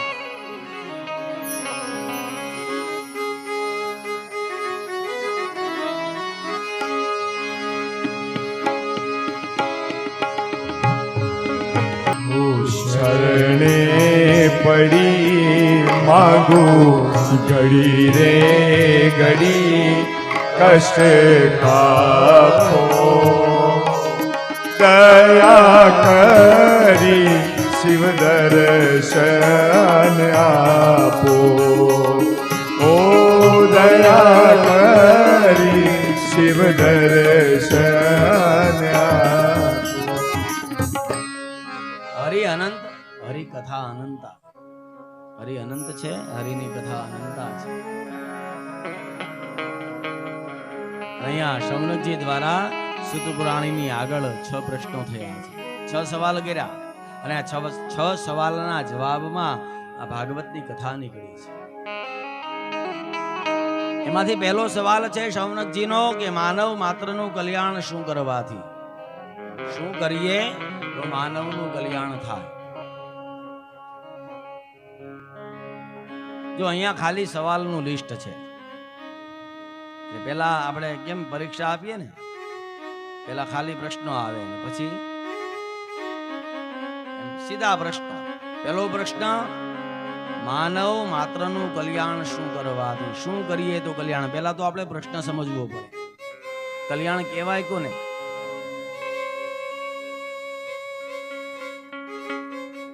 શું 2-4 ફેક્ટરી થઈ જાય એને કલ્યાણ કહેવાય? 4-5 સંતાનો આંગણામાં રમતા હોય એને કલ્યાણ કહેવાય. 4-5 બંગલા હોય એને કલ્યાણ કહેવાય. કલ્યાણ કહેવાય કોને? અત્યારના માણસની વિડંબના એ છે કે અત્યારે ભગવાન જો પ્રસન્ન થાય, એક પંચ આપજો તો સ્પીચમાં વારે વારે વધારે ઘટોડું એવું નહીં કરવાનું, એક સરખું જ રાખવાનું. અત્યારે જો ભગવાન પ્રસન્ન થઈ જાય ને, કદાચ સાક્ષાત્કાર, તમે ભગવાન રામનું ભજન કરો, તમે જે પણ ભગવાનને માનતા હો, તમે ભગવાન સ્વામિનારાયણને માનો, તમે શંકર ભગવાનને માનો, તમે બ્રહ્માણી માને માનો, અંબા માને માનો, ઉમિયા માં, જે ઈશ્વરને તમે માનો છો એ કદાચ આપણી સામે સાક્ષાત પ્રસન્ન થઈ જાય ને કે દીકરા માંગી લે અથવા તો દીકરી માંગી લે, શું જોઈએ? તો વિચાર કરો, હૃદય પર હાથ મૂકીને જવાબ આપો કે આપણને માંગતા આવડે? આપણે એવું વિચાર્યું નથી ક્યારે, કારણ કે આપણને ખબર છે કે આપણને તો ભગવાન પ્રસન્ન થવાના જ નથી. આપણે આવી કલ્પના નથી કરી કે આત્મા જાનાતી યત્પાપમ, મારું લેવલ તો હું જાણું ને. હા, આપણે એકાદી વસ્તુ માંગી લઈએ ને પછી માતાજી કે ભગવાન એ બધું આપીને આપણને તથાસ્તુ એમ કહીને જાય ને પછી આપણે માથે હાથ મૂકીને રોવું પડે કે આ ઓલું તો માંગ્યું પણ ઓલી 4 વસ્તુ તો રહી ગઈ. આપણને ખબર નથી. આપણે જે વસ્તુઓ માટે સમય વેડફી રહ્યા છે એ વસ્તુ જીવનમાં કોઈ મહત્વની નથી. જે વસ્તુ મહત્વની છે એના માટે આપણે હજી સુધી વિચાર્યું નથી. ત્યારે તો વેકેશનનો સમય ને, આપણે 8-10 દિવસ માટે, અને આ સમાજ તો લગભગ વિદેશ જવા વાળો. 2-4 મહિના માટે તમારે અમેરિકા જવું હોય તો તમે કેટલું પેકિંગ કરો, કેટલી તૈયારી કરો કે નહીં? હા કે ના? જો એક વસ્તુ કહું, 50 ગ્રામની જીભ અને અધમણનું માથું, આ માથું આખું હલાવવું એને કરતા 50 ગ્રામની જીભ હલાવે. પણ હું કહું ત્યારે કહેવતો, 2 કહેવત છે આપણે ત્યાં. પેલી કહેવત કે ન બોલવામાં 9 ગુણ, અને બીજી કહેવત કે બોલે એના. પણ અહીંયા પેલી કહેવત તમારા માટે છે કે ન બોલવામાં, અને બીજી કહેવત મારા માટે છે કે બોલે એના. હવે હું બોલતો બંધ થઈ જાઉં, તમે બધા બોલવાનું શરૂ કરી દે તો શું થાય? હા ભીખાભાઈ, કથા નો થાય, બીજું બધું થાય. સ્થાન ભ્રષ્ટાન શોભંતે, શાસ્ત્ર એમ કહે કે 4 વસ્તુ છે ને, એકવાર સ્થાનથી ભ્રષ્ટ થઈ જાય ને, એની જગ્યાએથી ઉતરી જાય પછી શોભતી નથી. સ્થાન ભ્રષ્ટાન શોભંતે, એમાં પેલું દંતા, દાંત જો 32 માણસ હશે ને તો કેવો રૂડો લાગે, પણ એ દાંત ક્યાં સુધી સારા લાગે? જ્યાં સુધી મોઢાની અંદર હોય ત્યાં સુધી. એકવાર એ દાંત પડી ગયો પછી કોઈ સાચવો કે 1980 માં પડ્યો તો એ પડી ગયો એટલે વાત પૂરી થઈ ગઈ. દંતા. બીજું કેશા, વાળ. હા, કેટલી માવજત કરીએ, શેમ્પુ, કન્ડિશનર, કેટલું કરીએ, પણ એ કપાવી નાખવું તો પછી હું સલૂન વાળો આપણને થેલીમાં પેક કરી દે કે આ તમારે લેતા જાઓ. નખ પુરુષોમાં દઉં છું પણ બહેનોને બહુ હવે લાંબા હોય ને. એક જગ્યાએ એક બેન પૂજા કરવા આવ્યા તો આટલું લાંબો નખ, અને એમાં ભૂદેવ હતા, એને કીધું કે શાસ્ત્રીજીને તિલક લગાવો. આમ મેં કીધું આજે મારી આંખ ગઈ. હું ચિંતામાં કે આ તિલક કરવાનું ક્યાં, આવડો લાંબો નખ, ને આ જ નખ લાંબો હતો. પણ એ બેન ડાય હતી, બહુ બુદ્ધિશાળી, એને આમ તિલક. પણ નખ એકવાર પડી ગયો પછી. અને ચોથું છે નરા એટલે માનવ. એના સ્થાન પર હોય ત્યાં સુધી સારું લાગે.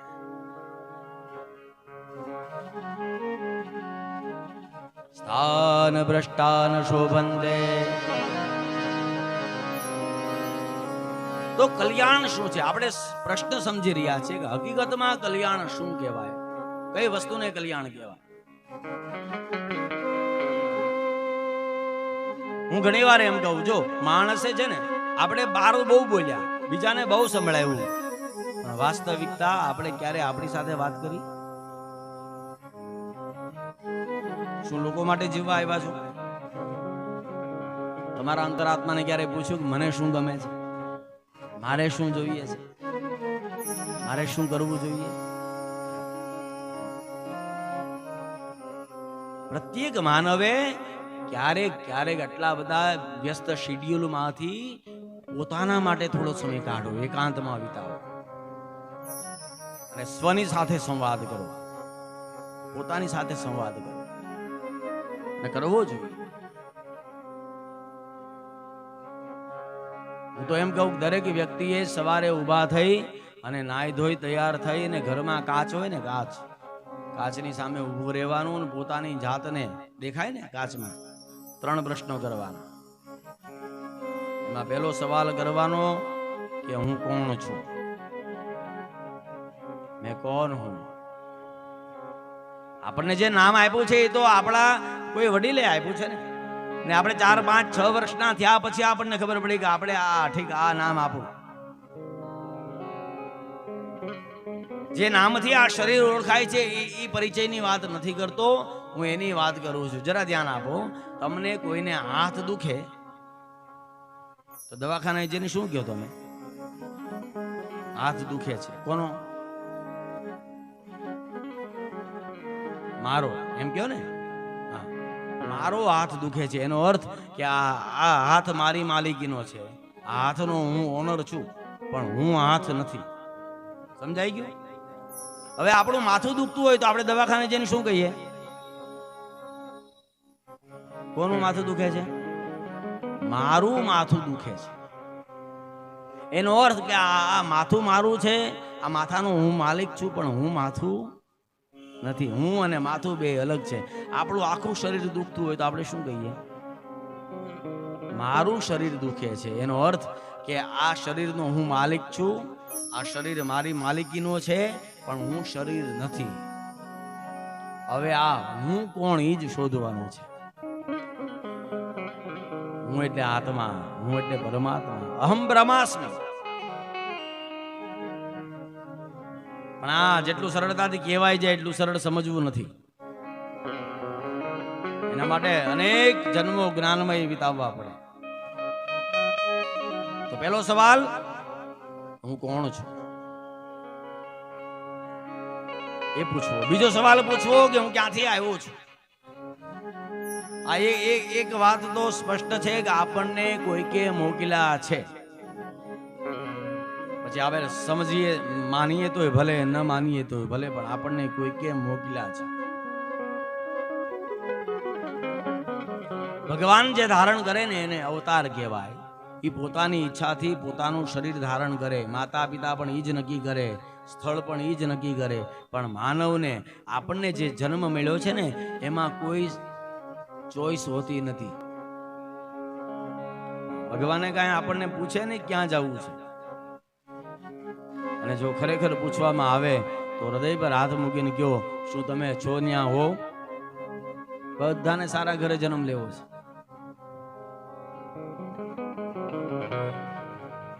અને આપણને કોઈ મોકલ્યા હોય તો કોઈ કામથી મોકલ્યા હોય. શું આપણે એ કામ કરી રહ્યા છીએ? આપણે શું એ કામ કરી રહ્યા છીએ? હા, સાવધાન, એ રસ્તે ખતરો છે. ક્યાંક એવું તો નથી ને કે આપણે જે નથી કરવાનું એ કરી રહ્યા છીએ, જે કરવાનું છે એ સ્કીપ થઈ ગયું છે. આ એક ધનવાન શેઠ, અને એને 2 કલાકનું મુંબઈમાં કામ પડ્યું, એટલે પોતે જઈ શકે એવું હતું ને, એટલે વફાદાર નોકર હતો, એ નોકરને બોલાવ્યો અને નોકરને બોલાવીને કીધું આ 2 કલાકનું કામ મુંબઈમાં કરવાનું છે, અત્યંત જરૂરી છે, પણ તું ક્યારેય મુંબઈ ગયો નથી એટલે હું તારી જવાની પ્લેનમાં ટિકિટ કરાવું, આવવાની પ્લેનમાં ટિકિટ કરાવું, આ 7 દિવસ માટે 7 સ્ટાર હોટલમાં તારો રૂમ બુક કરાવું અને હાલે 25,000 રૂપિયા વાપરવા માટે, આનંદ કર, પણ આ 2 કલાકનું કામ કરીને આવજે. પહેલી વાર નોકર પ્લેનમાં બેઠો, રાજી થયો, મુંબઈ આવ્યો, 7 સ્ટાર હોટલમાં ઉતારો, પાણી માંગે ત્યાં દૂધ મળે, 25,000 રૂપિયા ખીચામાં હતા, આખું મુંબઈ ફેર્યો અને 7 દિવસ પૂરા થયા એટલે પાછો પ્લેનમાં બેસી અને નોકર પાછો ઘરે આવ્યો અને ઘરે આવ્યો એટલે શેઠના પગમાં પડી ગયો કે શેઠ, આ 8 દિવસ મારા જીવનના ગોલ્ડન પીરિયડ, ખૂબ આનંદ, આવો આનંદ મેં ક્યારેય નથી કર્યો. ત્યારે શેઠે પૂછ્યું કે ઠીક છે, આનંદ મજા આવી ને તને, પણ ઓલું કામ કર્યું કે? અને જ્યારે કામનું પૂછ્યું ત્યારે આ નોકર માથા પર હાથ મૂકીને રડવા લાગ્યો, ગીજ ભૂલી ગયો. જે કામ માટે મોકલ્યો તો એ જ બીજું બધું કર્યું. આ કયા શેઠની ને કયા નોકરની વાત કરું છું? હું આપણા ઈશ્વરની વાત કરું છું. જ્યારે આપણે આપણા માલિક પાસે જઈએ ત્યારે આપણો માલિક આપણને પૂછે કે તે શું કર્યું, ત્યારે આપણી ક્યાંક આવી દશા ન થાય. જો હું કોઈ વસ્તુનો વિરોધી નથી, તમે ધન કમાવો, હા, પણ એ વસ્તુ લક્ષ્ય નથી, અંતિમ લક્ષ્ય એ નથી. હું કહેવા એ માંગુ છું, આ શું લગ્ન કરવા માટે માનવ બન્યા છીએ આપણે? આ શું નોકરી કરવા માટે માનવ બન્યા છીએ? શું ધન કમાવા માટે માનવ બન્યા છીએ? હા, એનો અર્થ એમ નથી કે આ કાંઈ નહીં કરું. હા, ભણવાનો સમય હોય ત્યારે ભણવું પડે, લગ્ન કરવાનો સમય થાય ત્યારે લગ્ન પણ કરવા પડે, પરિવારનું પોષણ પણ કરવું પડે, બધા વ્યવહારો પણ કરવા પડે, બધું કરવું પડે, પણ આ બધાની વચ્ચે અંતિમ લક્ષ્ય છે જેના માટે આવ્યા છીએ ન ભૂલાય જાય.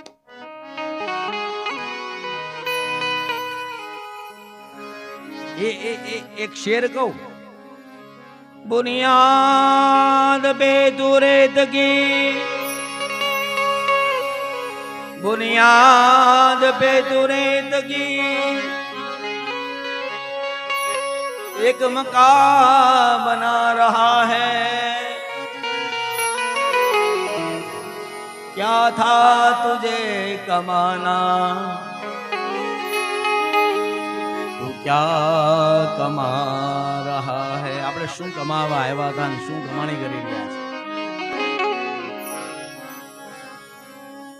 હું કહેતો તો એ કે તમે 2-4 મહિના માટે કે 5-6 મહિના માટે અમેરિકા જાઓ તો કેટલી તૈયારી કરીને જાઓ. 5-6 મહિનાના પ્રવાસ માટે જો આપણે એટલી બધી તૈયારી કરવી પડતી હોય તો એક દિવસ આપણે કાયમ માટે આ જગત છોડીને જવાનું છે, એની કાંઈ તૈયારી કરી? એની ચિંતા નથી. એટલા માટે પહેલો પ્રશ્ન કરવાનો, હું કોણ છું, હું ક્યાંથી આવ્યો છું અને મારે ક્યાં જવાનું. બીજો પ્રશ્ન, મારે ક્યાં જવાનું છે. આ 3 પ્રશ્નના જવાબ મળી જાય તો આપણને ખબર પડી જાય કલ્યાણ કોને કહેવાય. આ ખાલી પ્રશ્ન સમજ્યા આપણે તો માનવ માત્રનું કલ્યાણ એટલે ઈશ્વર પ્રાપ્તિ. આ બધું મળશે પણ ઈશ્વર નહીં મળે તો કોઈ કામનું નથી. બધું મળશે પણ જો ઈશ્વર નહીં મળે ને તો બધું વ્યર્થ છે.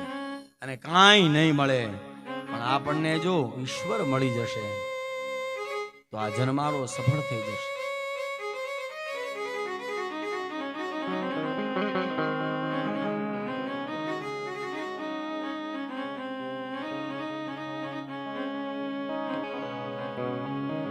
અહીંયાનું જ ઉદાહરણ આપો. આવા દુકાન છે ને જેસી, ત્યાં કંઈક લેવા જઈએ આપણે અને એ દુકાન બંધ હોય એટલે લીધા વગર પાછા આવીએ. પણ એ દુકાને એ વસ્તુ લીધા વગર આપણે ચાલે એમ નથી, એટલે પાછી જ્યારે ખુલશે ત્યારે આપણે એ દુકાને જવું પડશે.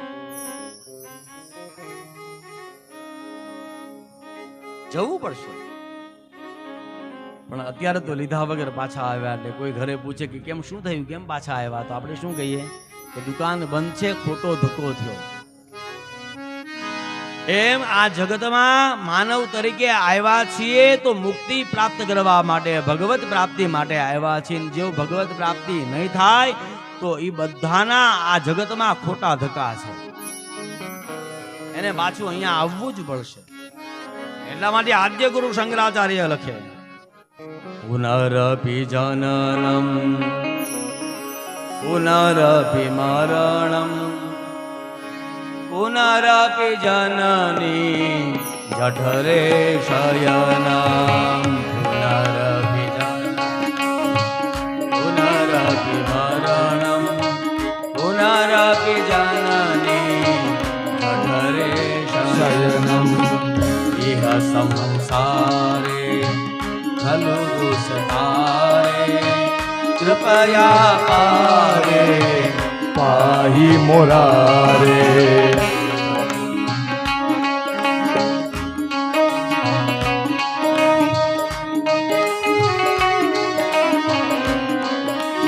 આપણને બધાને ખબર કે આપણે 84 લાખ યોનીમાં ફરી ફરીને આવ્યા છીએ. કેટલી યોનીમાં? હા, 184 ની યોનીમાં ફરી ફરી અને જીવ દુખી થતો હોય ને જ્યારે જીવ ઉપર પરમાત્માને કૃપા કરવાની ઈચ્છા થાય એટલે એને માનવનું શરીર આપે. જાને હવે એકાદો મોકો આપવો જોઈએ. કઈ કઈ 84 લાખ યોની? 20 સ્થિર. આ 20 લાખ જન્મ સ્થિર યોનીમાં થાય માણસ. સ્થિર યોની કોને કહેવાય? કે જે જન્મે પણ ખરું, મોટું પણ થાય, પોતાના પ્રજાનો વિસ્તાર પણ કરે, હલે પણ ખરું પણ હાલે નહીં, એને સ્થિર કહેવાય. એટલે ઝાડ જ્યાં જન્મે એ જ જગ્યાએ મૃત્યુ પામે. 20 સ્થિર 30 વારીચર. 30 લાખ જન્મ વારીચર. વારીચર એટલે પાણીમાં. પાણીમાં જ જન્મે, પાણીમાં જ મોટું થાય, પાણીમાં જ જીવે ને પાણીમાં જ મરી જાય. 20 ને 30 કેટલા થયા? ગણો છો કે? 50 લાખ. રુદ્ર કીટ 10 પક્ષ. આ 11 લાખ જન્મ જીવના કીટ પતંગામાં થાય. કીટ પતંગા એટલે જેને બટરફ્લાય કહેવાય. જેને પગ પણ આપ્યા પરમાત્માએ અને પાંખો પણ આપી, પણ પગનો ઉપયોગ માત્ર ઊભા રહેવા માટે કરે. થોડું પણ દૂર જવું હોય ને તો ઉડીને જાય. 11 લાખ જન્મ કેટલા થયા? 61. આ ગણજો, મારું ગણિત થોડું કાચું છે. 10 પક્ષ. 10 લાખ જન્મ પક્ષીઓનીમાં થાય. ખેચર. ખમ ચરતીથી ખેચર. ખમ એટલે આકાશ, આકાશમાં ચરનારા. 10 લાખ જન્મ કેટલા થયા? 9 ચતુષ્પદ. 9 લાખ જન્મ 4 પગ વાળા ના થાય. હા, એમાં કૂતરો આવે, ગાય પણ આવે, બળદ પણ આવે, ઘોડો આવે, ગધેડું આવે. જેટલા 4 પગ છે. કેટલા થયા? 80. 4 નર યહ 84 લક્ષ. આ 4 લાખ જન્મ માનવ યોનિમાં. એમાં 4 લાખ માંથી ઘણા અવતારોમાં ગર્ભમાં મૃત્યુ થાય. ઘણામાં જન્મ્યા પછી તરત મૃત્યુ થઈ જાય.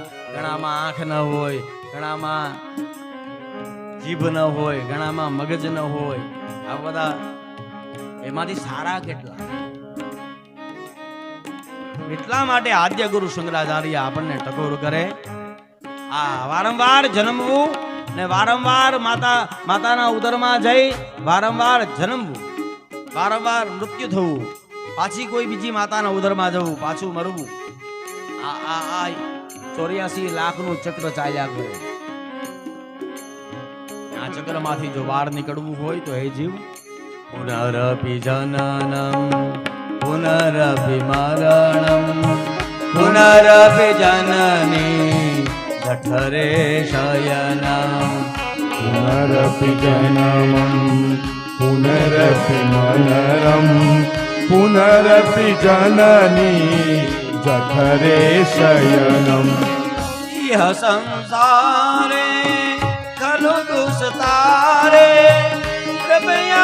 મુરારે પાહી મુરારે ય સંસારે ખલુ દુસ્તારે કૃપયા પારે પાહી મુરારે. કલ્યાણ કોને કહેવાય? આ ચક્રમાંથી જો છૂટવું હોય તો હે મૂઢ. મને ને તમને મૂઢ કીધા આદ્ય ગુરુ શંકરાચાર્ય. ભગવાન શંકરાચાર્ય કહે મૂઢ એક કામ કર. શું?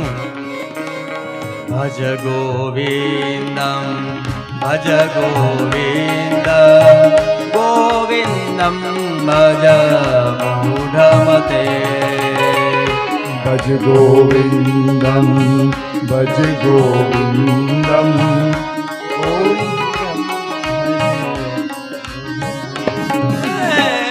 ભજ ગોવિંદમ શ્રી રાધે. ભજ ગોવિંદમ ગોવિંદમ ભજ મૂઢમતે. ઓ ભજ ગોવિંદમ ભજ ગોવિંદમ ગોવિંદમ ભજ મૂઢમતે. મારી અને તમારી પ્રત્યેક સમસ્યાનું સમાધાન ઈશ્વરની ભક્તિ સિવાય કાંઈ નથી. એ આજે કરો તોય ભલે, 10 વર્ષ પછી કરો તોય ભલે, અને 100 જન્મ પછી કરો તોય ભલે, પણ ભક્તિ વગર છૂટકો નથી નથી નથી. માટે ભજ ગોવિંદમ ભજ ગોવિંદમ ગોવિંદમ ભજ મૂઢમતે. ઓ ભજ ગોવિંદમ ભજ ગોવિંદમ ગોવિંદમ ભજ મૂઢમતે. આદ્ય ગુરુ શંકરાચાર્ય ત્યાં સુધી કહે કે આ જગત બહુ સ્વાર્થી છે. આ સ્તોત્રનું નામ છે ચરપટ પંજરિકા સ્તોત્ર. આદિ ગુરુ શંકરાચાર્ય એમ કહે કે યાવત વિત્તો પાર્જન સક્ત, યાવત વિત્તો પાર્જન સક્ત તાવન નિજ પરિવારો રત. ગોવિંદમ ભજ ગોવિંદમ ગોવિંદમ ભજ મૂઢમતે. પશ્ચાત ધાવતી જર જર દેહ વાર્તા ન પૃચ્છતી કોપી ગેહ. ઓ ભજ ગોવિંદમ ભજ ગોવિંદમ ગોવિંદમ ભજ મૂઢમતે. જ્યાં સુધી તમે ધન કમાઈને ઘરે લાવો છો ને ત્યાં સુધી જ ઘરમાં તમારી વેલ્યુ છે. આ સસરા જ્યાં સુધી ધન કમાતા હોય ને ત્યાં સુધી એની પત્ની એની વહુને એમ કહે કે દીકરા તમારા સસરાની રોટલી બે બાજુ ચોપડવાની. પણ જેવા તમે કમાતા બંધ થયા એટલે પછી તમને ઘરમાં તમારા ઘરમાં કોઈ પૂછવાનું નથી. આ અંત સમયે સંપત્તિ કેટલી? હા, અંત સમયે સંપત્તિ કેટલી? ગમે એટલું જીવનમાં માણસ કમાય, ગમે એટલું સંતાનો માટે ભેગું કરે, પણ અંત સમયે શું આવે તો કેટલું આવે? એક તો ખૂણામાં ખાટલી, એની ઉપર ગોદડી ફાટલી, બાજુમાં પાણીની માટલી, દવાની અંતે સંપત્તિ આટલી. માટે ભજ ગોવિંદમ ભજ ગોવિંદમ ગોવિંદમ ભજ મૂઢમતે. ઓ ભજ ગોવિંદમ ભજ ગોવિંદમ ગોવિંદમ ભજ મૂઢમતે. મહાભારતમાં વેદવ્યાસજીએ લખ્યું કે યાવત સ્વસ્થો સ્થિદેહોયમ, જ્યાં સુધી તારું શરીર સારું છે ત્યાં સુધી ભગવાનનું નામ લઈ લે. યાવન મૃત્યુશ્ચ દૂરત, જ્યાં સુધી તારું મૃત્યુ તારાથી દૂર છે ત્યાં સુધી ભગવાનને ભજી લે. કારણ કે પ્રાણાંતે કિમ કરિષ્યતિ, એકવાર કાળ ગળું દબાવે ને પછી સમય નથી દેતો. મૃત્યુ જ્યારે સમીપ આવે ને ત્યારે કોઈને હલવાનો એ સમય નો આપે. અને આ તો જીવન છે, જીવન કોઈને એક્સ્ટ્રા લાઈફ નો એક્સ્ટ્રા ચાન્સ નો આપે. હા, 80 વર્ષે દાદા આમ કફનીના ખીચામાં લખોટી લઈને બજારમાં રમવા નીકળે, નાના નાના છોકરા જોડે લખોટી રમે, સારા લાગે? ન સારા લાગે. કેમ? એ સમય નીકળી ગયો. હા, કાલે પણ મેં કીધું ને આજે પાછો પુનરુક્તિનો દોષ માથા પર લઈને ગયો કે આ જગતમાં એક વાર સમય હાથમાંથી નીકળી ગયો પછી બીજી વાર સમય નહીં મળે. અમૂલ્ય સમય ગઈ જતો રહ્યો પછી માણસ પસ્તાવા સિવાય કાંઈ નથી. અંગમ ગલિતમ ફલિતમ મુંડમ દશન વિહીનમ જાતમ કુંડમ. ભજ ગોવિંદમ ભજ ગોવિંદમ ગોવિંદમ ભજ મૂઢમય. હા વૃદ્ધો યાતિ ગૃહિત્વા દંડમ તદવિદ મુંચતિ આશા પિંડમ. હા અંગ ગળી જાય, માથા પરના વાળ ખરી જાય, અંગમ ગલિતમ ફલિતમ મુંડમ, અને શરીરમાં ઊર્જા જતી રહે. માણસ વાકો વળી જાય, લાકડીના ટેકા વગર ચાલી ન શકે, આંખેથી દેખાતું ઓછું થાય, શરીરમાં ઊર્જા ન રહે, ચાલી ન શકે, સરખું બોલી ન શકે, સરખું સાંભળી ન શકે. છતાંય માણસ પોતાની જીજી વિશા છોડી શકતો નથી. કોઈ પોતાના મનથી ભગવાનનું ભજન કરી શકતો નથી, કારણ કે વૃદ્ધાવસ્થા એ દયનીય છે. તમે એમ વિચારો કે ગડપણમાં ભજી લેશું તો ગડપણમાં નહીં ભજાય. જ્યાં સુધી શરીર સારું છે ને ત્યાં સુધી ભજન કરી લેવાય. આ ગડપણમાં પછી આમ ગોઠણ દુખતા હોય, ઓપરેશન કરાવ્યા હોય તો એની પીડા સહન કરવી કે ભગવાનનું ભજન કરવું? આ ગડપણમાં ભજાય. કોનાથી ભજાય? જેણે જુવાનીમાં ભગવાનનું ભજન કર્યું એ ગડપણમાં ભગવાનને ભજી શકે.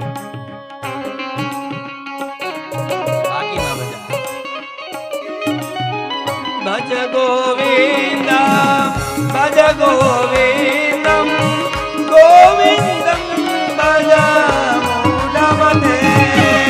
ઓ ભજ ગોવિંદમ ભજ ગોવિંદમ ગોવિંદમ ભજ મૂઢમય. શ્રી રાધે.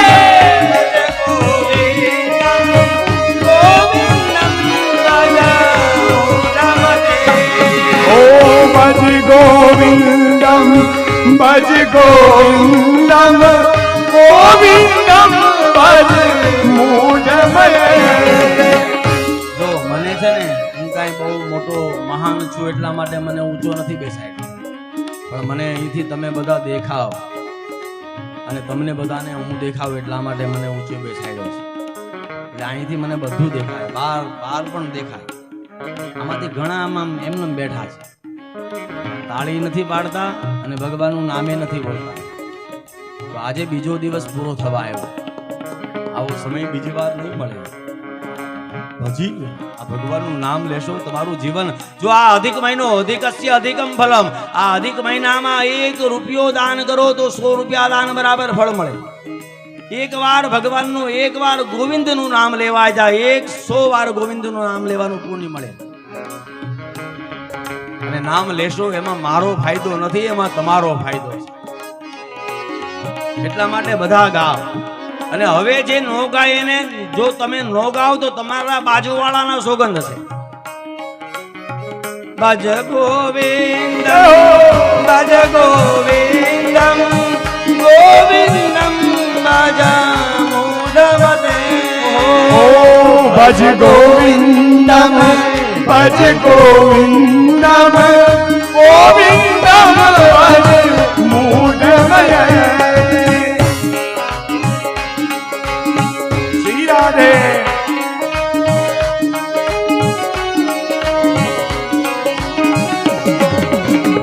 ડોંગરે બાપજી ભાગવત કથામાં બહુ મોટું નામ, આપણે બધા પરિચિત હશો. ડોંગરે બાપજીને કોઈએ પૂછ્યું કે બાપજી આ વારંવાર સંકીર્તન કરે કથામાં અને બધા એક સાથે બોલે તો એનાથી શું ફાયદો થાય?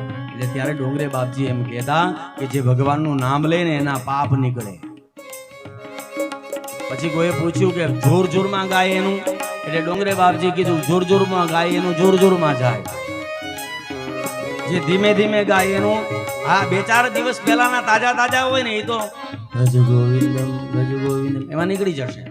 પણ આમાં આતરડામાં ચોટેલા હશે ને જૂના અક્ષર બાજી ગયેલા ઈ પાપને કાઢવા હશે તો જોરમાં નાભીથી અવાજ કરવો પડશે.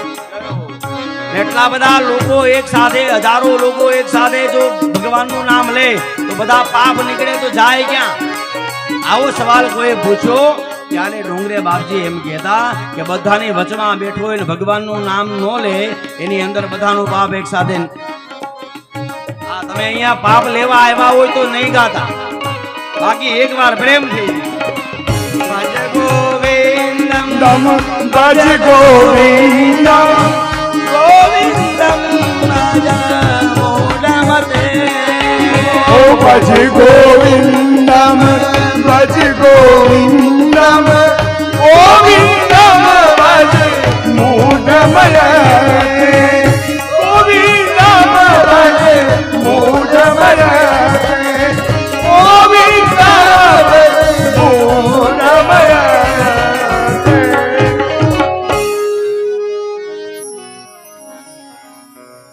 પહેલો પ્રશ્ન સવલકજીનો પહેલો પ્રશ્ન કે માનવ માત્રનું કલ્યાણ શું કરવાથી. ત્યાર પછી બીજો પ્રશ્ન છે કે બધા શાસ્ત્રોનો સાર સંભળાવો. શાસ્ત્રો ગહન છે અને અમે મંદભાગી છીએ.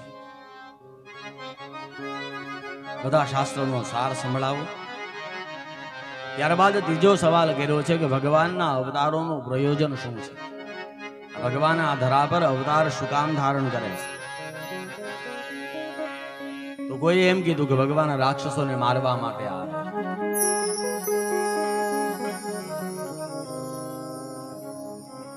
તો શું પ્રશ્ન એ થાય કે શું ભગવાનને રાક્ષસોને મારવા માટે અહીંયા સુધી અવતાર લેવો પડે? આ રાવણને મારવા માટે ભગવાન અયોધ્યામાં પ્રગટે અને અયોધ્યાથી ચાલતા ચાલતા ભગવાન રાઘવ સેતુ બંધ બાંધીને લંકામાં જાય ને પછી રાવણને મારે તો રાવણ મોટો કે રામ?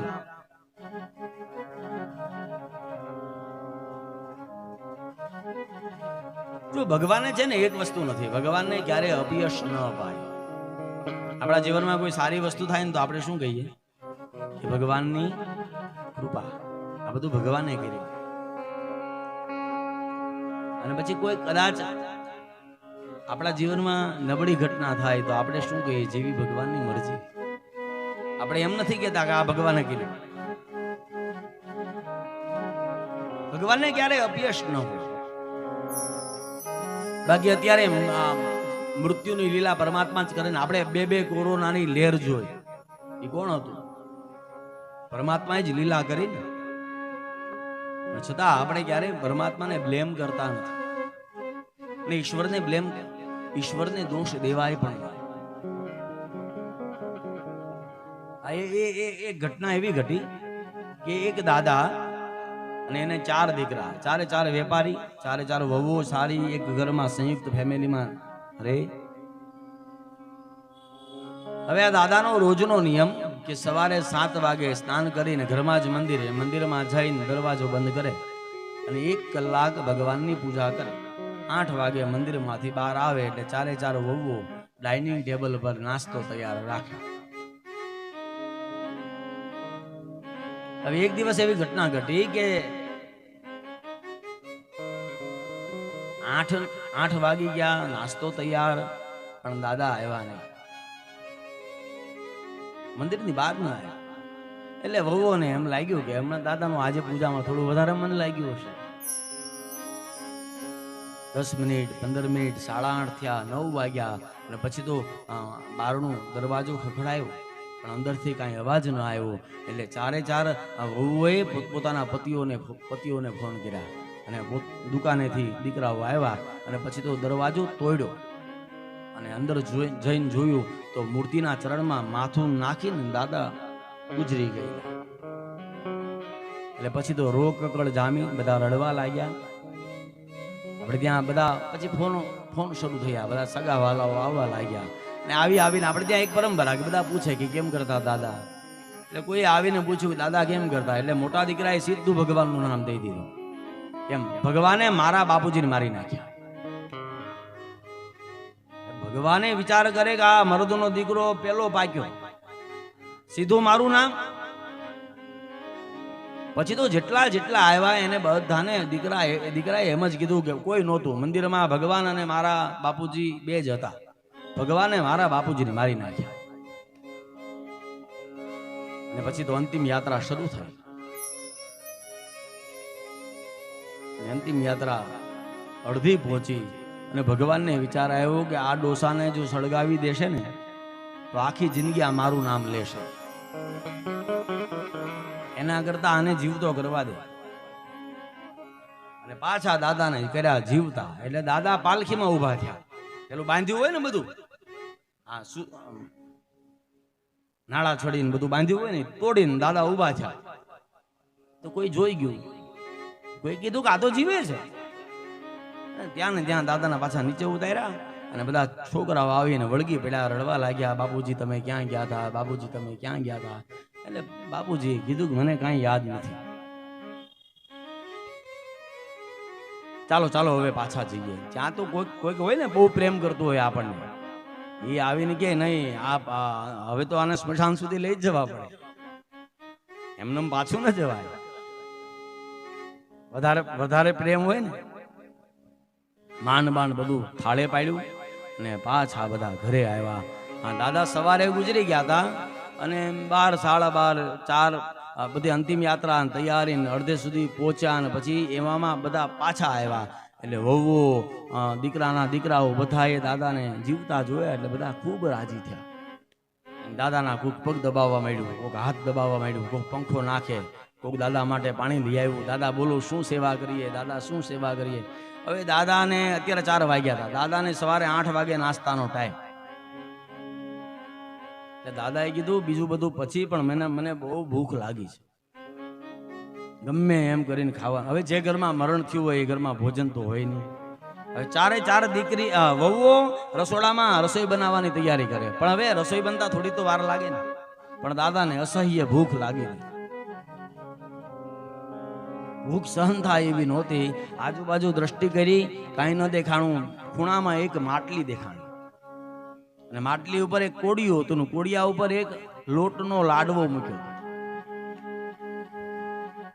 અને દાદાને વિચાર આવ્યો કે આ લાડવો અમે મારી માટે જ મૂક્યો ને મારે ખાવામાં વાંધો નથી. દાદાએ લાડવો લીધો. લાડવો છે ને પણ લોટ પાણીનો લાડવો. અને ભૂખ બહુ લાગી હોય એટલે માણસની ખાવાની સ્પીડ વધી જાય. ઝડપથી ખાવા ગયા અને લોટ હતો, કાચો લોટ ગળામાં ઠસકાઈ ગયો અને દાદાનો શ્વાસ રૂંધાણો અને દાદા બીજી વાર ગુજરી ગયા. હજી તો બધા સગાવાલા ઘેર નહોતા પહોંચ્યા, ત્યાં પાછા દીકરાએ ફોન કર્યો કે ચાલો દાદા પાછા ગુજરી ગયા. એટલે સગાવાલાએ કીધું કે તમે આમ પેલા નક્કી કરી લો, વારે આ બધું નહીં ચાલે. પણ પછી કોઈ આવીને પૂછ્યું કે દાદા કેમ કરતા ગુજરી ગયા? ત્યારે મોટા દીકરાએ એમ કીધું કે લાડવો ખાવા ગયા અને લાડવો ગળે ફસાયો અને શ્વાસ રૂંધાયો ને દાદા ગુજરી ગયા. ભગવાન કે હાશ, મારું નામ તો ગયું. હવે હું સવાલ એ પૂછવા માંગુ છું આ દ્રષ્ટાંતથી કે લાડવામાં શું તાકાત છે કે માણસને મારી શકે? લાડવો માણસને મારી શકે? ન મારી શકે. આ લીલા એ પરમાત્મા એ જ કરી છે, પણ નિમિત્ત કોઈક ને કોઈક વસ્તુ બનાવે. તો શું ભગવાનને રાક્ષસોને મારવા માટે આ ધરા પર અવતાર લેવો પડે? નહીં. આ રાવણને નો કોરોના થઈ જાય? થાય ને. આ રાવણનું ઓક્સિજન લેવલ ઘટી જાય ને રાવણે અચ્યુતમ કેશવમ ન થાય? થઈ શકે. તો ભગવાન રાક્ષસોને મારવા માટે આ ધરા પર અવતાર લેતા નથી. તો પછી કોઈ એમ કીધું કે ભગવાન ભક્તોને તારવા માટે આવે છે. તો શું જે ઈશ્વર ત્યાં બેઠો મારી શકે ત્યાં બેઠો તારી ન શકે? ભગવાન રાક્ષસોને મારવા માટે નથી આવતા અને ભગવાન ભક્તોને તારવા માટે નથી આવતા. તો ભગવાન શું કામ આવે છે? આ સવાલ છે. સવાલનો જવાબ પછી આવશે. પણ રામાયણ એમ કહે કે ભગવાનને છે ને જો આપણે છે ને આપણા જેવા સમજીએ છીએ. જરૂર ભગવાન રામ માનવ તન ધારણ કરીને આવ્યા છે, ભગવાન કૃષ્ણ માનવ તન ધારણ કરીને આવ્યા છે, પણ વાસ્તવિકતા ભગવાનનું શરીર અને માનવનું શરીર અલગ છે. એને માનવના શરીરના તમે કોઈ ભગવાન રામ કે કૃષ્ણનો દાઢી મૂછ વાળો ફોટો જોયો? ભગવાન કૃષ્ણ કે રામને તમે વૃદ્ધાવસ્થાનો કોઈ ફોટો જોયો? નહીં. કારણ કે માનવના શરીરને જે ગુણધર્મો લાગુ પડે એ ભગવાનને ગુણધર્મો લાગુ નથી પડતા. એટલા માટે રામાયણ કહે બીનું પદ ચલઈ સુનઈ બીનું કાના કર બીનું કરમ કરે વિધિ નાના. તો બીનું પદ ચલહી બીનું સુન